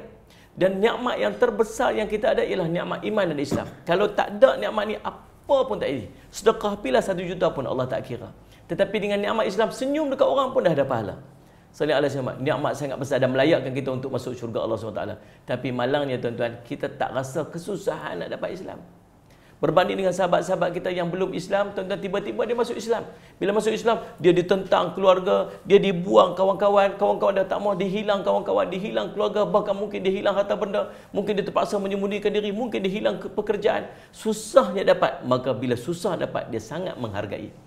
Macam kita beli motor lah, kita beli motor beza dengan orang yang dapat motor. Waktu kita sekolah dulu kan, ayah nak motor sebiji, nak motor apa? Y suku, dia bagi kat kita. Tukang exhaust siap bagi kat kita, perang brum ni. Kan? Beza dengan orang yang terpaksa kerja kedai burger, terpaksa ambil tu, pasal hutang sini, pinjam, akhirnya dapat motor. Oh, ini dia polis, dia jaga. Lekat stiker kat motor, tengok boleh, sentuh jangan. Oh, bukan main. Pasal apa? Appreciate benda yang susah dia nak dapat. Demikianlah mungkin disebabkan susahnya dia dapat Islam, maka dia sangat menghargainya dan sangat menjaganya. Bahkan dia berusaha bersungguh-sungguh untuk mendapatkan Islam ataupun belajar tentang Islam, berbanding dengan kita yang selalu kita take for granted Islam yang dah ada dalam diri kita ni. Wallahualam kan. Memang betul, bila mana kita selalu dapat, senang dapat, kita tak rasa apa-apa. Tapi bila mana kita susah nak dapat, penuh cabaran, dugaan, rintangan dan memang banyak dia punya liku-liku dia, nak dapatkan sesuatu, memang kita akan rasa sangat-sangat menghargai satu-satu nikmat itu ya. Pagi-pagi Syawal macam ini kita. Baik, okey. Kita Ustaz, kita biasa dengar tau, kelebihan membantu anak yatim tadi memang banyak Ustaz kongsikan. Ada lagi tu Ustaz nak kongsikan, tapi banyak lagi. Okey, memang kita biasa dengar tentang kelebihan membantu, menyayangi dan juga menolong anak yatim. Tapi jarang-jarang kita dengar. Kadang-kadang kita tahu berkenaan dengan kelebihan menolong golongan mualaf. Ada tak Ustaz? Mungkin Ustaz boleh kongsikan. Bukan sekadar mualaf lah. Kalau siapa saja daripada kalangan orang Islam yang kita tolong dia, maka ganjaran pahalanya sallallahu alaihi sangat besar. Ada orang nak pergi kerja, kita bantu dia, naklah pergi ambil duit sikit, pergi kerja semua. Dia pergi kerja cari rezeki halal untuk anak isteri dia, kita pun tumpang pahala dia. Betul. Ada anak-anak nak pergi belajar sekolah, jumpa pagi-pagi nak pergi mana adik? Nak pergi sekolah. Saya sama, nah ambil ni RM2 abang belanja makan. Nanti anak tu besar, nanti mudah-mudahan jadi orang soleh, jadi orang baik, jadi orang yang bermanfaat kepada agama, kita pun tumpang manfaat dia. Apatah lagi orang yang baru kenal Islam. Dia nak menjalani kehidupan dia sebagai seorang mukmin, dan mungkin dengan sumbangan kita dan bantuan kita itu subhanallah tuan-tuan, dia menjadi seorang mukmin yang baik, dan kita pun nak tumpang pahala dia. Nabi SAW sangat meraihkan sahabat-sahabat Nabi yang baru masuk Islam sebenarnya. Di antaranya Amr bin Al-As sallallahu alaihi Muhammad. Sehingga kan waktu Amr bin Al-As masuk Islam sallallahu alaihi Muhammad, Nabi SAW bagi perhatian dekat dia sampai dia berasa macam tak ada orang lain dah Nabi cinta lebih daripada aku ni. Dia tu macam tu. Dia sebut tak ada siapa ada yang cinta, yang Nabi cinta lebih pada aku ni. Satu hari dia tanya Nabi SAW, wahai Nabi Allah, siapakah orang yang paling kamu cinta? Oh, dia itu. Nabi SAW kata Aisyah, isteri Nabi SAW. Amr As tanya lagi, dia pada kalangan lelaki-lelaki. Oh, Abu Bakar As-Siddiq. Lalu siapa? Lalu Omar katanya sallallahu alaihi Muhammad. So, kemudian Amr mengatakan setelah itu Nabi mula membuat daftar nama dan daftar orang dan membuatkan aku tetap diam, takut kalau dia menempatkan aku di akhir sekali. Dia punya duk nampak Nabi SAW bagi fokus kat dia ni macam Nabi SAW dialah orang paling top sekali. Sampai dia tanya, siapa Rasulullah? Rasulullah kata Aisyah. Oh, aku tak ada lagi. Siapa Rasulullah kalau lelaki-lelaki? Sayyidina Abu Bakar. Bukan aku juga. Padahal nampak macam dia fokus sangat dah. Lepas tu siapa? Lepas tu Omar. Lepas tu dia tu catat tau, dia kata janganlah aku paling last sekali.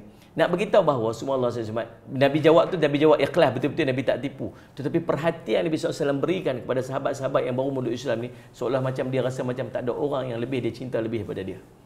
Kadang-kadang macam itulah keadaan dia tuan-tuan. Bila kita ada sahabat-sahabat kita yang baru memeluk Islam, mereka sangat memerlukan perhatian, waktu tu kita dekat diri dengan mereka, berikan perhatian sebaik-baiknya, sehingga dia merasakan bahawa walaupun mak ayah dia tak ada, walaupun keluarganya buang dia, tetapi keluarga yang baru ini sangat memberikan perhatian, bahkan kasih sayangnya mungkin melebihi daripada apa yang mereka berikan sebelum daripada ni. Wallahu a'lam. Wallahu a'lam. Itu satu benda yang kadang-kadang kita rasa macam susah nak buat sebenarnya kan. Sebab iyalah macam tadi pun kita kongsi tentang anak yatim kan, kita kata nak bagi kasih sayang pada anak yatim itu pun memang sukar sebenarnya. Kadang-kadang kita nak sayang diri kita pun payah nak sayang orang lain. Tambah pula bila mana orang itu kita tak kenal, bukan family kita, baru peluk agama Islam, kita pun kata siapa ni, tiba-tiba kita nak sayang lebih daripada diri kita, itu bukan satu benda yang sangat-sangat mudah. Sidang penonton, banyak lagi kita nak kongsikan. Kita nak berehat seketika. Kita akan kembali selepas ini bersama Tanyalah Ustaz, biar tahu jangan keliru. Ayo sambung beraya.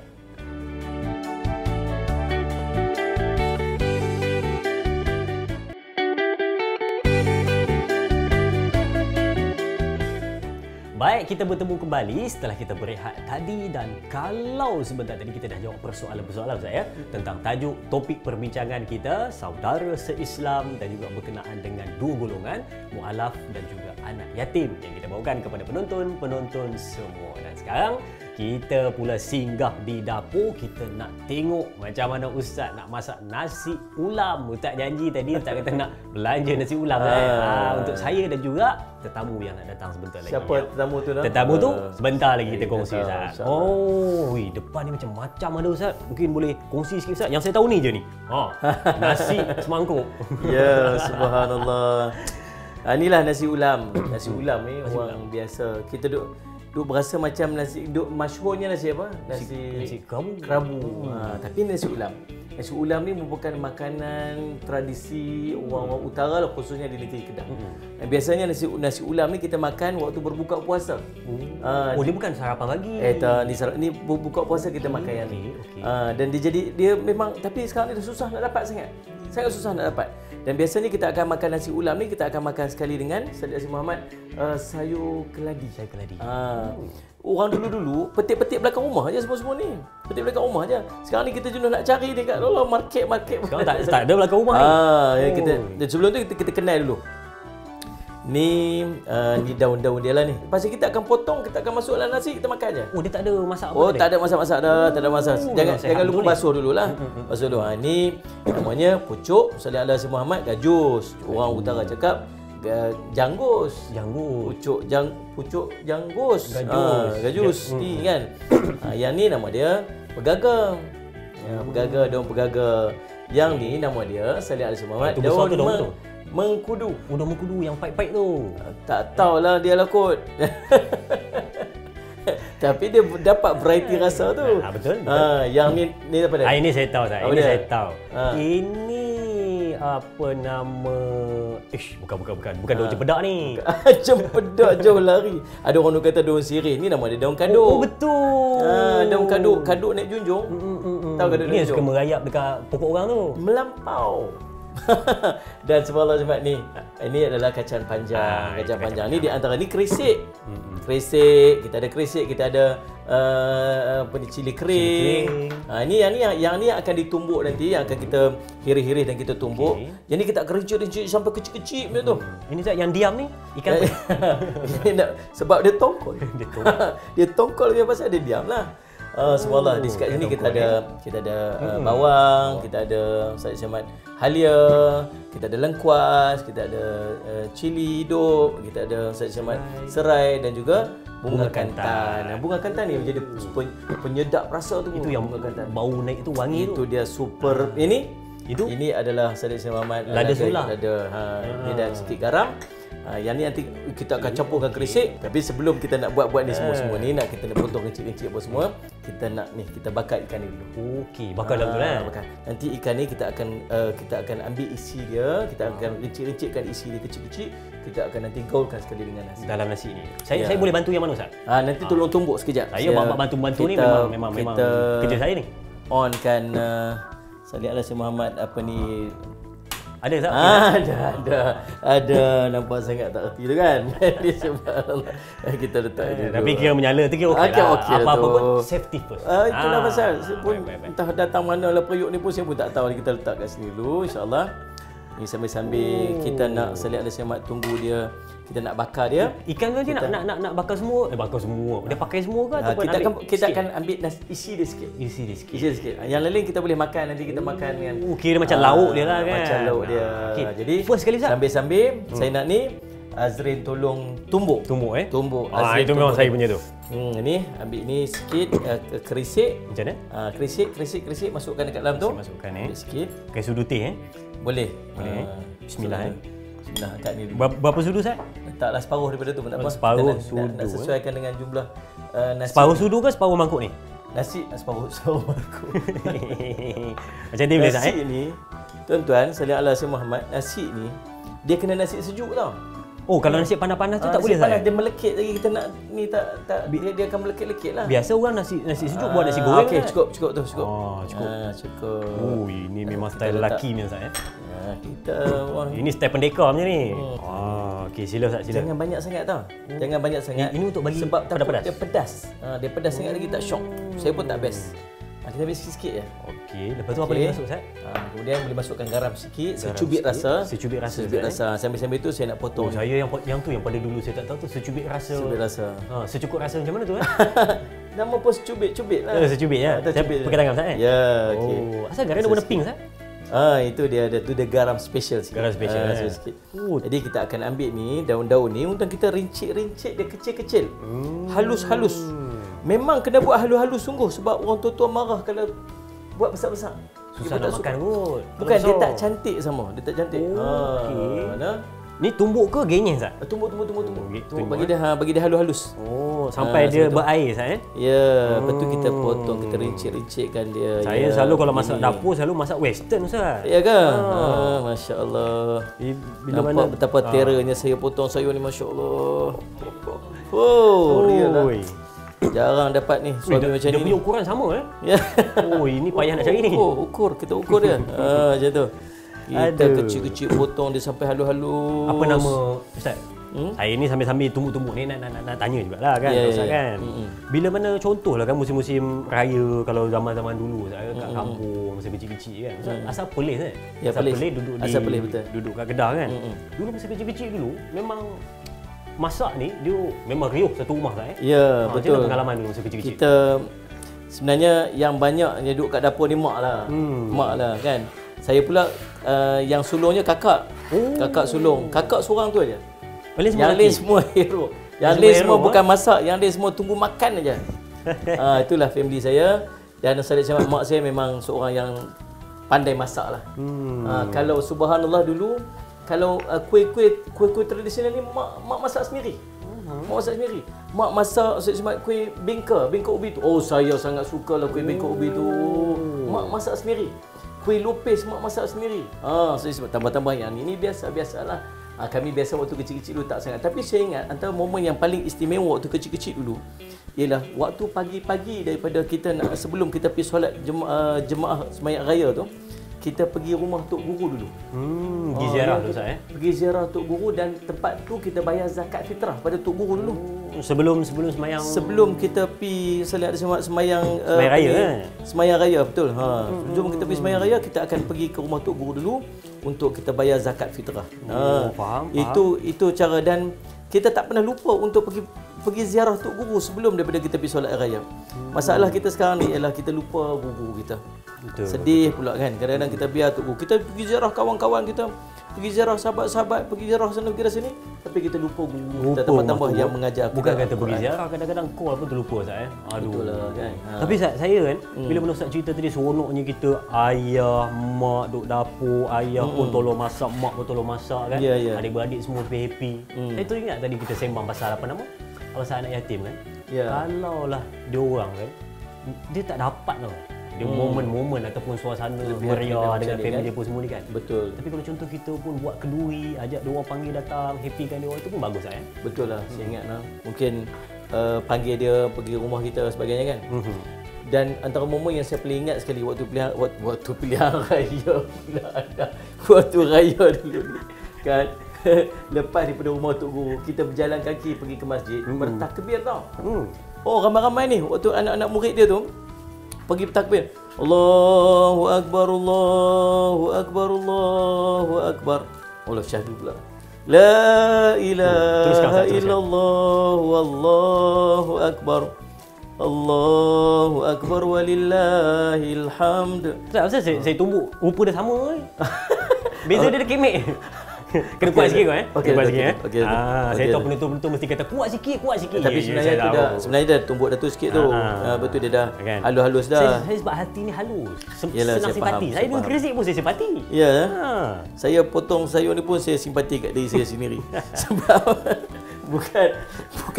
bukan senang Ustaz Jafri nak potong sayur ni, tahu tak? Allahu Rabbi, saya selalu tengok dalam set je. Saya ingat mak saya menangis pagi ni tengok tanya Ustaz, dia kata, "Ya Allah, akhirnya anak aku potong juga sayur ni." Kata.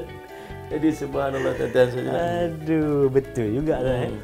Okey, kiranya dia potong semua bagi habis ni. Kita potong semua ni habis-habis. Kiranya hijau tu semua potong kecil-kecil.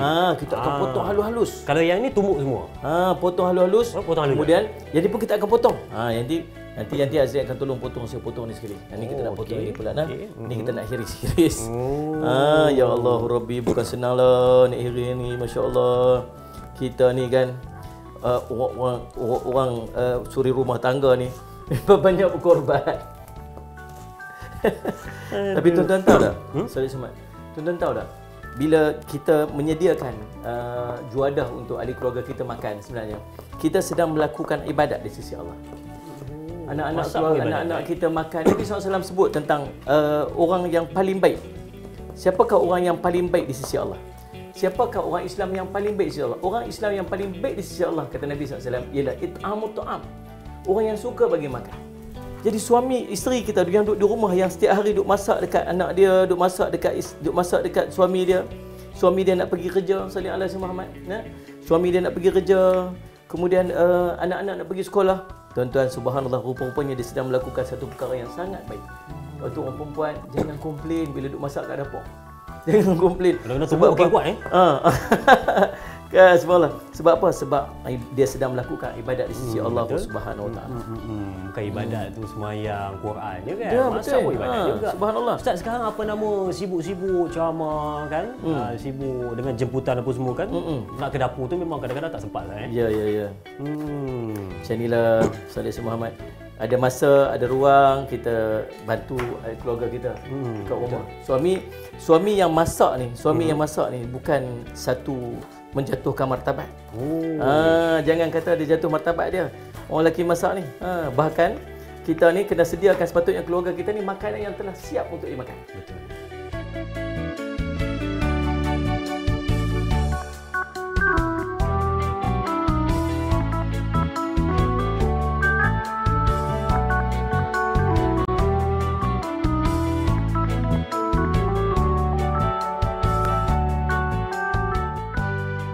Itu dia Ustaz. Ikan pun dah siap bakar, yang ulam-ulam pun dah siap potong. Halus elok Ustaz potong. Ni tengok bergerigi tangan.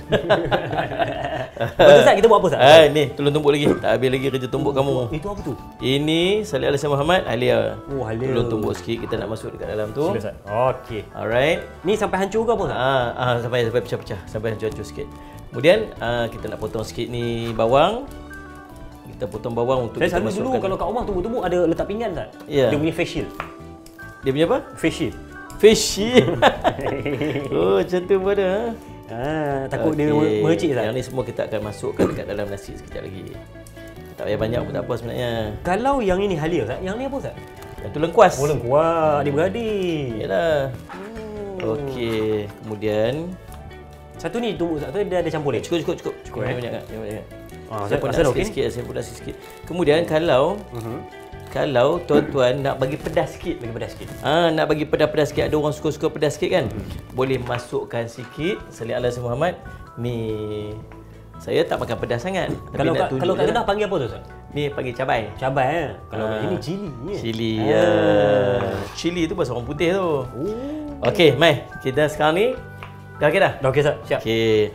Kita nak ni ikan. Ini ikan. Yang tadi kita bakar tadi. Ni kita nak cerakin kita nak ambil sikit dia punya isi dia. Sebab kita nak hancur-hancurkan dia untuk kita masukkan ke dalam nasi sekejap lagi. Kalau contoh kita tak pakai ikan tongkol, pakai ikan lain pun boleh Ustaz? Boleh. Ikan apa lagi selain daripada tongkol? Ikan apa lagi yang sesuai? Apa-apa jenis ikan lah. Apa pun boleh? Jangan tanya lebih-lebih. Kita pun takat tu yang kita tahu pun. Okey, terus. Yang ni kita nak hancur-hancur. Sebab kita nak masukkan, kita nak gaulkan nanti dalam. Kita tengah gaul tu dia lagi hancur Ustaz kan? Tapi sedap lah ikan ni. Bau pun sedap dah. Bau dah sampai ya. Ya, bau dah sampai ya. Sampai. Kan selalu buat kari Ustaz. Ya. Jangan tengok lebih-lebih. Mana tahu ni nak buat resipi tu pula. Kita pun belajar sekat tu je. Nampak? Oh ya Allah Rabbi. Jaga Ustaz tulang Ustaz.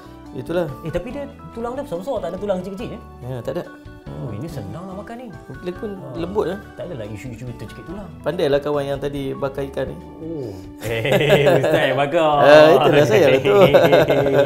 Betul Ustaz, dalam nasi ni yang lain ni ada nak tumbuk juga ke? Okey, cukup. Okey. Mari kita tengok apa yang kita boleh buat dengan nasi ni. Insya-Allah ikan ni tak banyak lagi, tapi ini saya nak tunjuk contoh. Boleh tuan-tuan balik try buat sendirilah. Cumanya saya nak pesan dekat tuan-tuan, bila kita masukkan barang-barang ni, iaitu benda-benda ni, sayur-sayur ni semua, ulam-ulam ni semua, jangan berlebih sangat. Terlebih sangat nanti pun dia tak sedap juga. Dia kena sedang-sedang. Dia kena sedang-sedang je. Kalau terlebih nanti kita akan rasa lemak nasi tu. Kemudian kita akan rasa rangupnya ulam-ulam tu. So bila kita kunyah tu dia akan keruk itu. Gitu. Baik, insya-Allah ni kita masukkan Salih Alaihi Muhammad nanti kita akan gaulkan Boleh Ustaz? Bismillah. Kecur Kecur air liur saja. Nanti kita akan masuk lagi insya-Allah. Okey nah. Kalau ada jeruk mangga ni. Masya-Allah. Rabbi bismillahirrahmanirrahim. Allah Rabbi bismillahirrahmanirrahim. Ini banyak sangat ni. Tapi Ustaz, saya nak tanya sikit lah. Ya. Ini yang masuk ulam-ulam semua ni, dia khasiat dia macam mana tu Ustaz? Khasiat dia according to the ulam lah. According. Dia kadang-kadang ulam-ulam ni bila kita rebus dia akan menghilangkan dia punya ke khasiat-khasiat dia tu. Tapi bila tengok ni memang ustaz ni memang susunan tu cantik kan. Kalau masakan ni pun dia baik untuk kesihatan, kena dengan betul. Kata dia bersederhana. Ya. Inilah Kan? ini kerisik yang kita tumbuk tadi. Ni kerisik kita tumbuk tadi kan. Kita tumbuk kerisik tadi dengan Saya tumbuk tak lumat sangat tu. Okey, cukup. Jangan lumat sangat. Lumat sangat pun tak best juga. Saya ni 3 kali first time.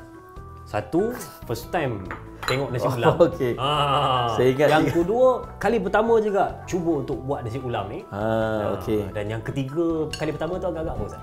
Tak tahu apa Yang dia. kali ketiga tu adalah kali pertama saya masak dengan Ustaz. Oh ya, itu memorable tu.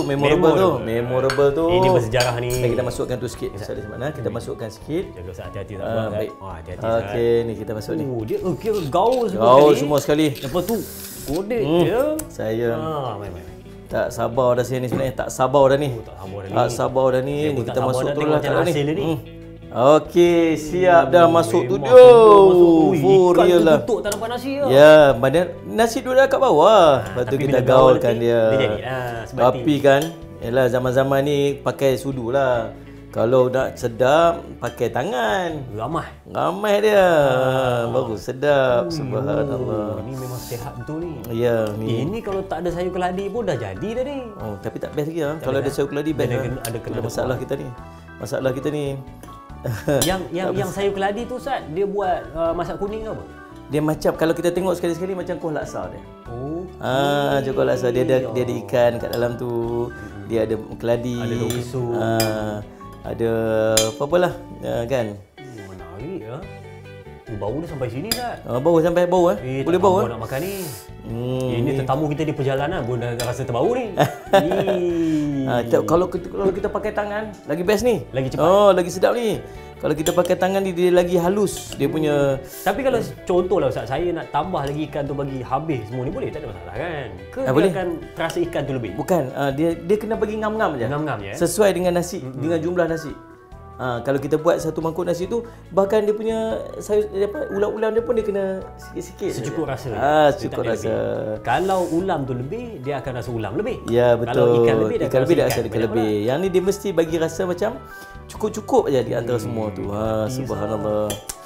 Macam inilah keadaan dia. InsyaAllah Ustaz Syah Muhammad kena kacau lagi lah. Ambil masa sikit untuk kita. Tapi kalau cili ni nak tambah waktu bila kan? Dia tambahlah nanti boleh masuk lah. Kalau ada orang dia suka pedas-pedas sikit. Ada kena tumbuk ke potong biasa je? Potong biasa je. Potong macam kita potong tadi. Kita potong kecil-kecil tu dan kita masukkan cili dekat dalam tu. Kepada orang yang suka sikit pedas. Itu baik sangat. Dia nak pedas ni dia ada berapa? Satu cili ni, satu lagi lada tu. Itu dah kasi pedas sikit tadi kan. Tengok sikit tak? Yang paling tengok rasa tak puas yang menambahkan rasa dia tu, ni dia panggil apa tu? Ustaz Syah bunga kantan. Bunga kantan. Bau dia punya bau dia, rasa dia. Bila kita makan nanti, dia akan rasa bunyi crunchy dia. Crunchy disebabkan oleh ulam-ulam yang kita potong-potong halus ni. Okey Ustaz. Saya rasa nasi ulam tu pun dah jadi dah. Jadi dah tu lebih kurang lah. Ustaz, kita Ustaz, tetamu kita dikatakan dah nak sampai Ustaz. Tapi sebelum kita jemput tetamu tu masuk, kita nak berehat seketika dulu Ustaz. Dan saya nak bagi tahu, kita berakhir di sini di TV3 sambungan 30 minit di TV9. Teruskan menonton Tanyalah Ustaz, biar tahu jangan keliru.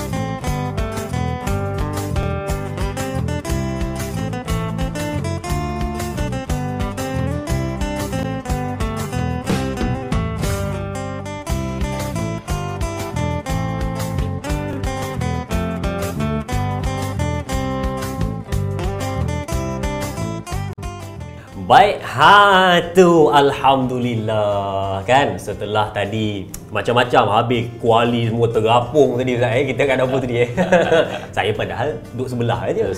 Ustaz yang punya resepi ni, tapi tengok-tengok tu banyak juga belajar macam-macam. Ni specialnya nasi ulam. Saya ingat Ustaz tadi nasi kerabu. Nasi Kan? ulam lah. Nasi ulam.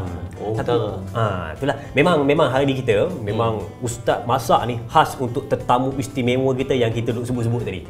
Sambil-sambil duk masak tadi duk sebut siapa tetamu. Hari ni kita bawakan tu Abang Syahid Zawawi.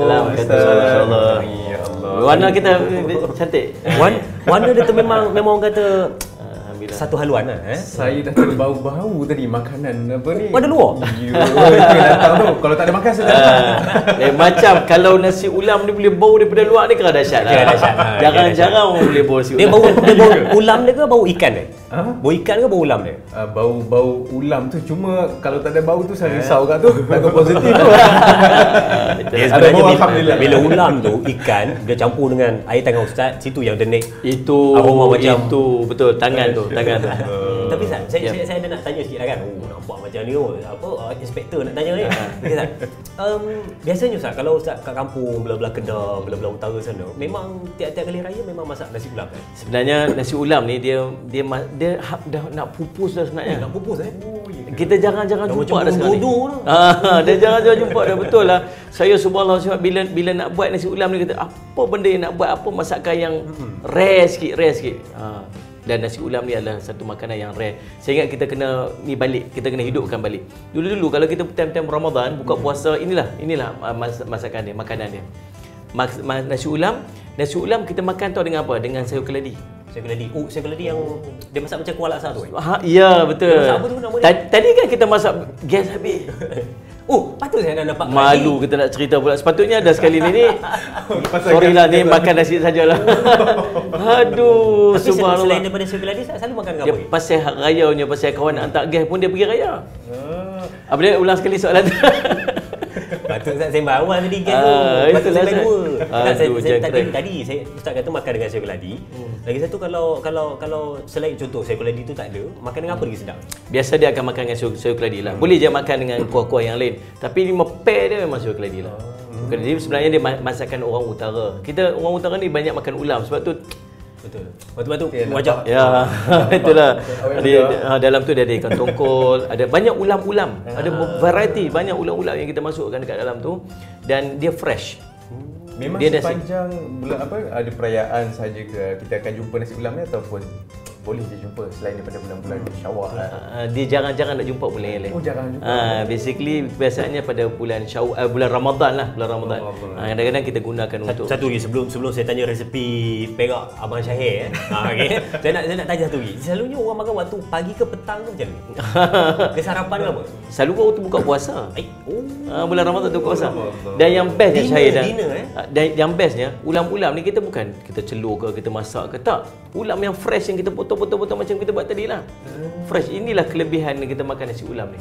Fresh, cukup dengan ada lada dia, ada ikan, isi ikan dekat dalam tu. Sebenarnya ini adalah makanan sihat. Makanan sihat. Kita nak tanya pula, reki-reki pula. Allahu Akbar. Kalau kita tahu Ustaz lahir Perlis, duduk di Kedah. Ini resepi dia. Kalau kat Perak pula macam ni? Perak kan ada Kampar kan? Perak saya dekat Kampar. Selalu kalau kat Kampar, apa resepi wajib Syawal? Syawal biasanya kami pagi tu kita makan spaghetti dengan spaghetti. Kita orang Perak ni mesti kena ada rendang tok lah. Dia mesti kena ada pedas-pedas. Rendang tok lah kan. Jadi ataupun satu lagi, kalau saya macam saya orang kawan ni dia ada kelamai. Apa tu? Kelamai ni dia apa? Dia macam manisan lah. Dia macam lemang pun, nak kata macam lemang pun ada. Jadi itu antara makanan-makanan yang mungkin jarang jumpa tempat lain. Mini lemang. Lebih kurang. Pandai. Lemang kita ada, tapi mini lemang. Orang tu asaman dia. Apa tadi macam ni sebut dia? Kelamai. Selalu kalau raya ada tak menu yang sendiri masak? Ada tak? Saya sendiri masak. Kita tolong-tolonglah. Dia sebab dia macam kita panggil apa, macam rewang Ustaz lah. Bukanlah rewang, itu kenduri. Ada tak resepi yang macam resepi dia jangan ganggu. Ini aku akan buat. Ada tak? Kalau tak ada Ustaz? Saya ada. Apa tu? resepi yang jangan orang ganggu. Saya seorang nak makan yang tu. Oh, jangan sampai kacau. Jangan sampai Saya kacau. tadi yang dah tu. nak cucuk. Jangan. Nanti Ustaz bagi tahu. Sebab tu saya macam takut-takut nak. Itulah. Boleh kot jemput-jemput kita sambil-sambil kita makan kan. Sila. Ada jemput tu Ustaz? Tak ada jemput-jemput, jemput makan. Oh, jemput makan. Ini saya nak bagi cari cari ke? rasa. Saya letak kat sini nah. Masya-Allah. Nah. Nak ambil rasa sikit. Ui, nasi dengan ulam dah sama macam daun pinggan. Sebenarnya ni ni cara potong ni orang tua-tua marah ni. Sebab tak apa nak masih tak apa, tapi itulah tangan orang lelaki. Dia measurement ukur tu tak Dia jadi rasa tu. ya. Macam saya Zat, macam saya. Measurement, macam saya dekat Bagan Serai Perak. Saya orang Banjar. Oh, orang Banjar. Al-Banjari. Saya pun ada resepi kan. Saya bila mana contoh. Kalau Syawal saja, memang resepi wajib dia ada dua. Satu, pulut tu kita balut dalam daun pandan. Kita buat macam pengat tu, macam pengat pisang tu. Kita balut macam tu kan, lepas tu kita ikat pakai daun pandan, lepas tu kita kukus. Itu dia tak ada lemang, tak ada ketupat, dia pakai yang tu. Pulut tu dia bungkus, lepas tu dicicah dengan kari ayam. Oh ni Banjari punya ni. Ini Banjari punya. Itu memang menu wajib. Saya kalau bangun-bangun pagi Syawal je tak ada tu, dia macam tak lengkap Syawal saya. Gitu. Ni siapa nak baca doa ni sebenarnya ni? Rasanya Ya. boleh tarik yang tinggi sikit ke? Jangan. Sebab Ustaz baca. mengadap lama dah ni. Sila. Bismillahirrahmanirrahim. Allahumma barik lana fi ma razaqtana wa qina azabannar. Bismillahirrahmanirrahim wa ala barakatillah. Amin. Kita puasa lama nak makan siang-siang ni kita rasa macam Itulah tulis rasa macam. Cukup, Rasa kita baik-baik makanan nanti lekat kat gigi. Saya tengok ni lebih kurang macam nasi kerabu. Kalau nasi kerabu betul. Itu saya makan kata dengan Ustaz tadi. bulu. Jadi kalau macam ni Ustaz tak ada Try rasa tengok. Dia punya feel dia. Dia punya kerangupan dia tu. Sambil makan tu nak tanya juga lah kan. Apa nama bila mana selalu raya-raya yang kita ambil pengalaman dan sebelum PKP tu lah kan. Mungkin ada pengalaman manis raya. Boleh kongsi sikit? Pengalaman manis. Saya di antaranya kalau kata musim-musim Ramadan ataupun Syawal ni, kita ada jemputan untuk ada majlis meraihkan. Sambil-sambil kita berbuka puasa tu, saya sebenarnya terharu sebab ada insan-insan yang tak mengenepikan golongan-golongan contohnya anak yatim ataupun asnaf kan. Jadi saya rasa itu pengalaman yang mungkin kalau di luar bulan Ramadan dan Syawal ni susahlah saya nak jumpa. Jadi kalau kata macam Ramadan ataupun Syawal, boleh kata hari-hari kalau kata ada program buka puasa di hotel umpamanya, pasti mereka ni diraikan. Jadi saya rasa macam kadang-kadang tersentuh bila dapat bersama-sama dengan golongan. Betul. Sebab itulah memang tadi pun tak kongsi kat kita kan masa kita tanya-tanya soalan ni kan. Ustaz kata memang bila mana Ramadan, bila mana Syawal ni memang golongan anak yatim, bagi miskin, memang kita akan raikan betul-betul kan. Walaupun dia nampak macam bermusim, tapi itu adalah satu benda yang memang kita bagi betul-betul lah. Apa kata orang Kedah apa all out All out. Kan. Memang kita paling tidak. Kalau sepatutnya memang tiap-tiap hari kita raikan anak yatim. Tapi paling tidak Ramadan Syawal ni kita meraihkan dengan sedikit lebih sikit daripada anak yatim kita ni. Dia memang menjadi budaya orang Malaysia ni yang sangat prihatin terhadap golongan-golongan yang kurang berkemampuan. Jadi saya rasa dalam keadaan kita meraihkan tu, kita tak lupa insan-insan yang kekurangan ni. Jadi saya macam sangat berbangga jadi rakyat Malaysia. Sebagai rakyat Masya-Allah. Begitu. Saya yang ni soalan yang paling saya nak tanya ni. Apa tu? Tanya dekat ni, apa nama abang saya ni? Kan? Apa nama orang kata sekarang masih orang kata apa? Menyanyi ataupun mungkin ada perkembangan baru sekarang. InsyaAllah saya menunggu. Selain daripada rambut. Alhamdulillah lah buat masa ni saya kembali aktif selepas kita melalui fasa pandemik yang saya rasa ramai pun yang terkesan kan. Jadi alhamdulillah ruang untuk kita berkarya semakin dibuka semula lah. Jadi ada single terbaru saya bersama dengan Abang Maudi kita. Diam-diam. InsyaAllah kita akan kongsikan dan kepada anda semua dengarkan Qasidah untuk Kamila. Itu tajuk dia lah. Kita ingat lagu punya Qasidah. Qasidah dalam lagu. Boleh sikit boleh nak dengar sikit? Sikit. Kalau tak nak lagu baru, lagu lama pun tak apa. Embut. Dah nak dengar Qasidah tu. Qasidah dulu. Qasidah tu. Qasidah Ustaz Ya Kamil, Ya Kamila. Saya cuba kan? Allah. Jafri. Habis sebut nama sendiri lah. Tapi dia ada Ada kisah. kisah di sebalik Kamila tu kita akan kena kongsikan. Dia lagu Arab ke? Dia campuran Campuran. lagu Melayu, lagu kita ada Mandarin dan kita ada Tamil juga dalam tu. Oh, ni baik. Ya. Tambah makan. Yes. Tambah. Makan dulu. Wave ada. Nanti kita akan sambung lagi. Ya. Penonton-penonton, ayo kita berehat seketika. Kita makan dulu. Kembali selepas ini bersama Tanyalah Ustaz. Biar tahu, jangan keliru.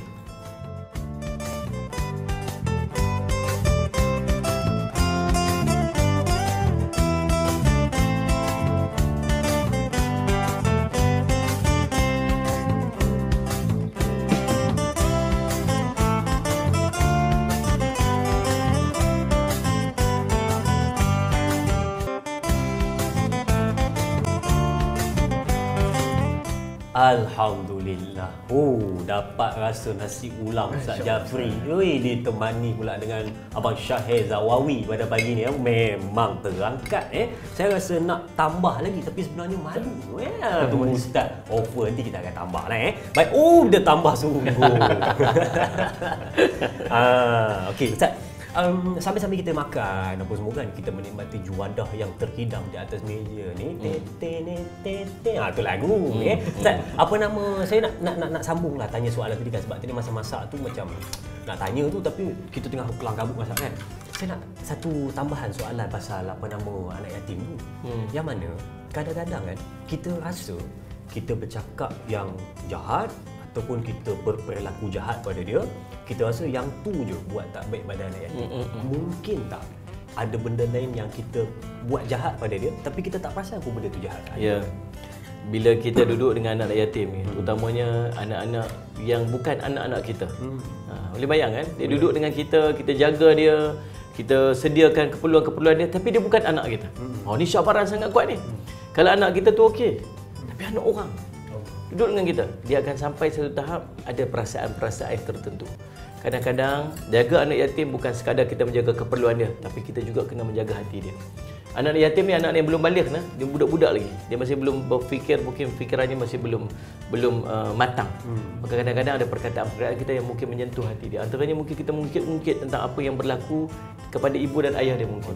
Kita sebut-sebut tentang ni ni kita mungkin kita bandingkan dengan anak kita kata. Dia tak apalah, dia ada ayah dia, kita boleh ni apa semua sebagainya. Mungkin perkataan-perkataan yang mengungkit-ungkit atau menceritakan tentang apa yang berlaku kepada ibu dan ayah itu akan melukakan hati dan menyebabkan dia sedih. Yang keduanya mungkin kita mengungkit apa yang kita beri dekat dia. Kamu ni, kamu tahu tak, kamu dapat ni semua ni aku yang bagi ni. Baju sekolah aku beli, beg sekolah aku bagi ni apa semua. Perasaan perkataan-perkataan mengungkit ni akan menyebabkan terguris hati dia. Selama zaman apatah lagi kalau kita membanding-bandingkan anak kita dengan dia. Ni anak aku ni tak macam ni, kamu ni macam ni apa semua. Inilah masalahnya bila tak ada mak ayah yang tu kat aku yang susah payah untuk kamu. Ini semuanya perkataan-perkataan yang akan mengguris hati budak-budak tu dan mungkin akan menyebabkan tekanan-tekanan pada perasaan dia yang sepatutnya dia ada tempat nak luah. Kalau anak kita tu ada apa-apa masalah, dia boleh luahkan kepada kita. Dia nak luah pada siapa? Waktu tu jagalah perkataan-perkataan kita terhadap anak-anak yatim ini. Bukan sekadar kita nak jaga keperluan, tetapi kita juga perlu menjaga mulut kita dan perlakuan kita daripada boleh menyebabkan perkara-perkara yang mengguris hati dan perasaan. Betul. Sebab tu kadang-kadang tak perasan Betul-betul. Kita Boleh rasa saya mencelah? boleh kau mencelah? Silakan.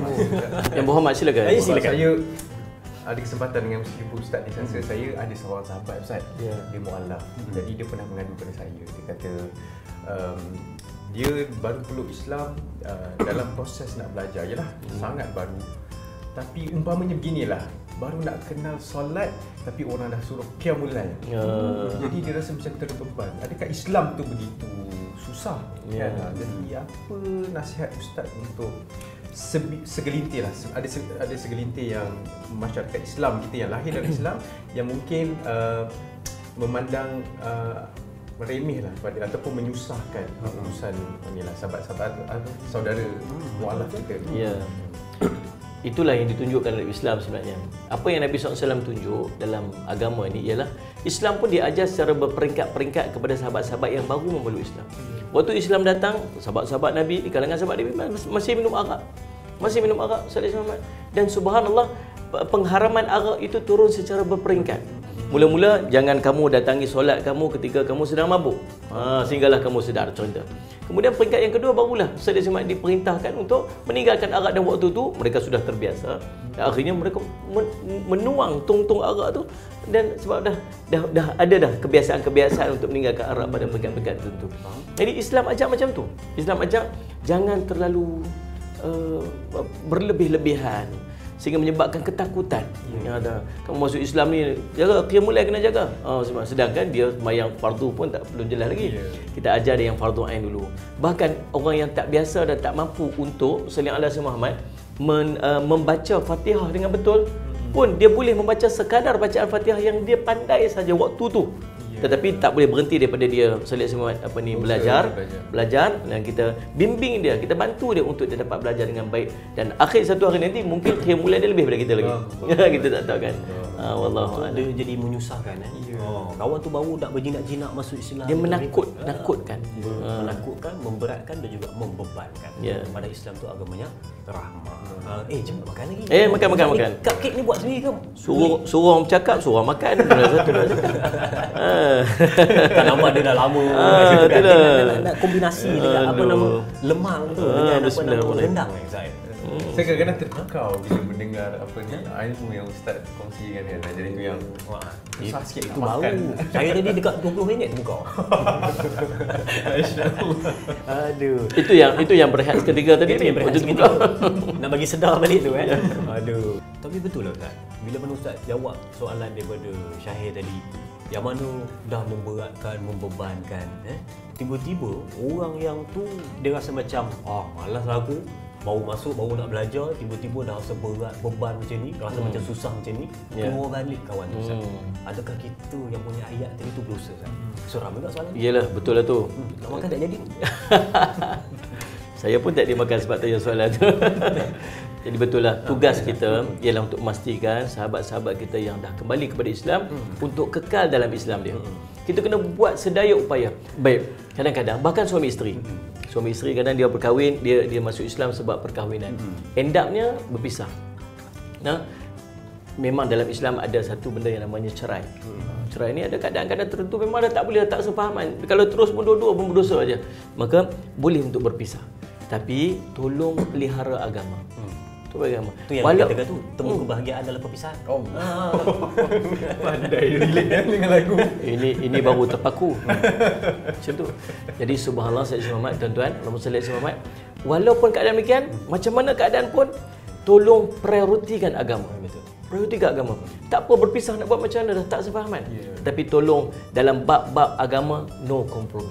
Jangan kompromi. Ada kelonggaran, ada Sayyidina Muhammad yang perlu kita pertahankan. Mungkin perkahwinan tidak mampu dipertahankan, tetapi agama tetap wajib untuk kita pertahankan. Betul, nak ajak dia, nak dakwah dia masuk agama Islam tu bukan kata mudah, tapi agak mudah kan. Tapi nak ajak dia supaya mempertahankan Islam yang dia dah pegang tu, itu sangat-sangat susah. Betul. Kita nak kena jaga, nak kena tuntun, nak kena bagi motivasi kepada mereka supaya mereka terus dalam keadaan berpegang kepada ajaran Islam. Ya, betul. Oh, memang sangat-sangat baiklah. Bila mana kita tengok balik perbincangan tu Ustaz kan, yang mana hari ni tentang saudara se-Islam, yang mana tentang anak yatim tadi kita ada kongsi, juga tentang golongan mu'alaf pun kita nak sama ajak-ajak supaya mereka sama-sama meraihkan Aidilfitri dalam keadaan seronok. Kita nak kongsi kegembiraan bukan untuk kita, bukan untuk keluarga saja, tapi juga untuk golongan yang kita sebutkan tadi, anak yatim dan juga golongan mu'alaf. Jadi Ustaz, mungkin ujung ni Ustaz, kita nak minta Ustaz lah mula-mula untuk beri ucapan Aidilfitri kepada penonton-penonton semua. Silakan. Baik, insya-Allah saya dengan perbincangan kita ni, kita tolong ambil berat ada beberapa orang yang perlu kita raikan dalam kehidupan kita, bukan sekadar ahli keluarga kita, tapi di kalangan anak-anak yatim dan juga mualaf, saudara-saudara Islam kita yang baru saja kembali kepada Islam. Ini orang-orang yang perlu kita berikan perhatian, terutama pada waktu kita menyambut Aidilfitri ini. Saya Ustaz Jafri Abu Bakar Mahmudi mewakili seluruh ahli keluarga saya, insya-Allah ingin mengucapkan selamat Hari Raya Aidilfitri. Mudah-mudahan Allah menerima segala amalan yang kita lakukan sepanjang dari bulan Ramadan dan Allah meletakkan kita di kalangan orang-orang yang bertakwa di sisi Allah SWT. Amin ya rabbal alamin. Selamat Hari Raya Aidilfitri. Itu ikhlas dari Ustaz Jafri dan silakan. Saya pula ucapan ada juga ucapan orang kampung. Untuk orang kampung saya Syahid Zawawi khasnya buat orang kampung dan amnya untuk ni lah seluruh rakyat Malaysia. Saya ingin mengucapkan Salam Aidilfitri, maaf zahir dan batin. Dan yang mana pulang ke kampung tu hati-hatilah di jalan raya kan. Musim-musim perayaan ni kita risau juga. Lalu katarak ke mereka? Okey, saya pun nak ucapkan jugalah. Saya dari Azrin, saya nak ucapkan kepada anda semua selamat Hari Raya Aidilfitri. Maaf zahir dan batin kepada semua penonton-penonton keluarga besar. Tanyalah Ustaz biar tahu, jangan keliru. Kita nak tutup dengan apa tau? Kita nak tutup dengan nyanyian lagu raya dari saudara Syahir kita. Silakan. Masya-Allah, ini kalau terkeluar balik nasi ulam, maaf ya. Satu hari di hari raya, kulihat cahaya bersinar indah, langit cemerlang tak terkira, tanda kuasa yang Maha Esa memberi nikmat pada manusia. Satu hari di hari raya, ku dengar irama yang sungguh indah, ku coba mendekati padanya, kira irama itu adalah suara pujian pada Yang Esa. Satu hari di hari raya, aku menangis tanda gembira, aku menangis tanda ku cinta kepadanya. Satu hari di hari raya, kulihat wajah suci ibuku, kulihat wajah kasih ayahku, ku gembira. Mungkin inilah dia kebahagiaan.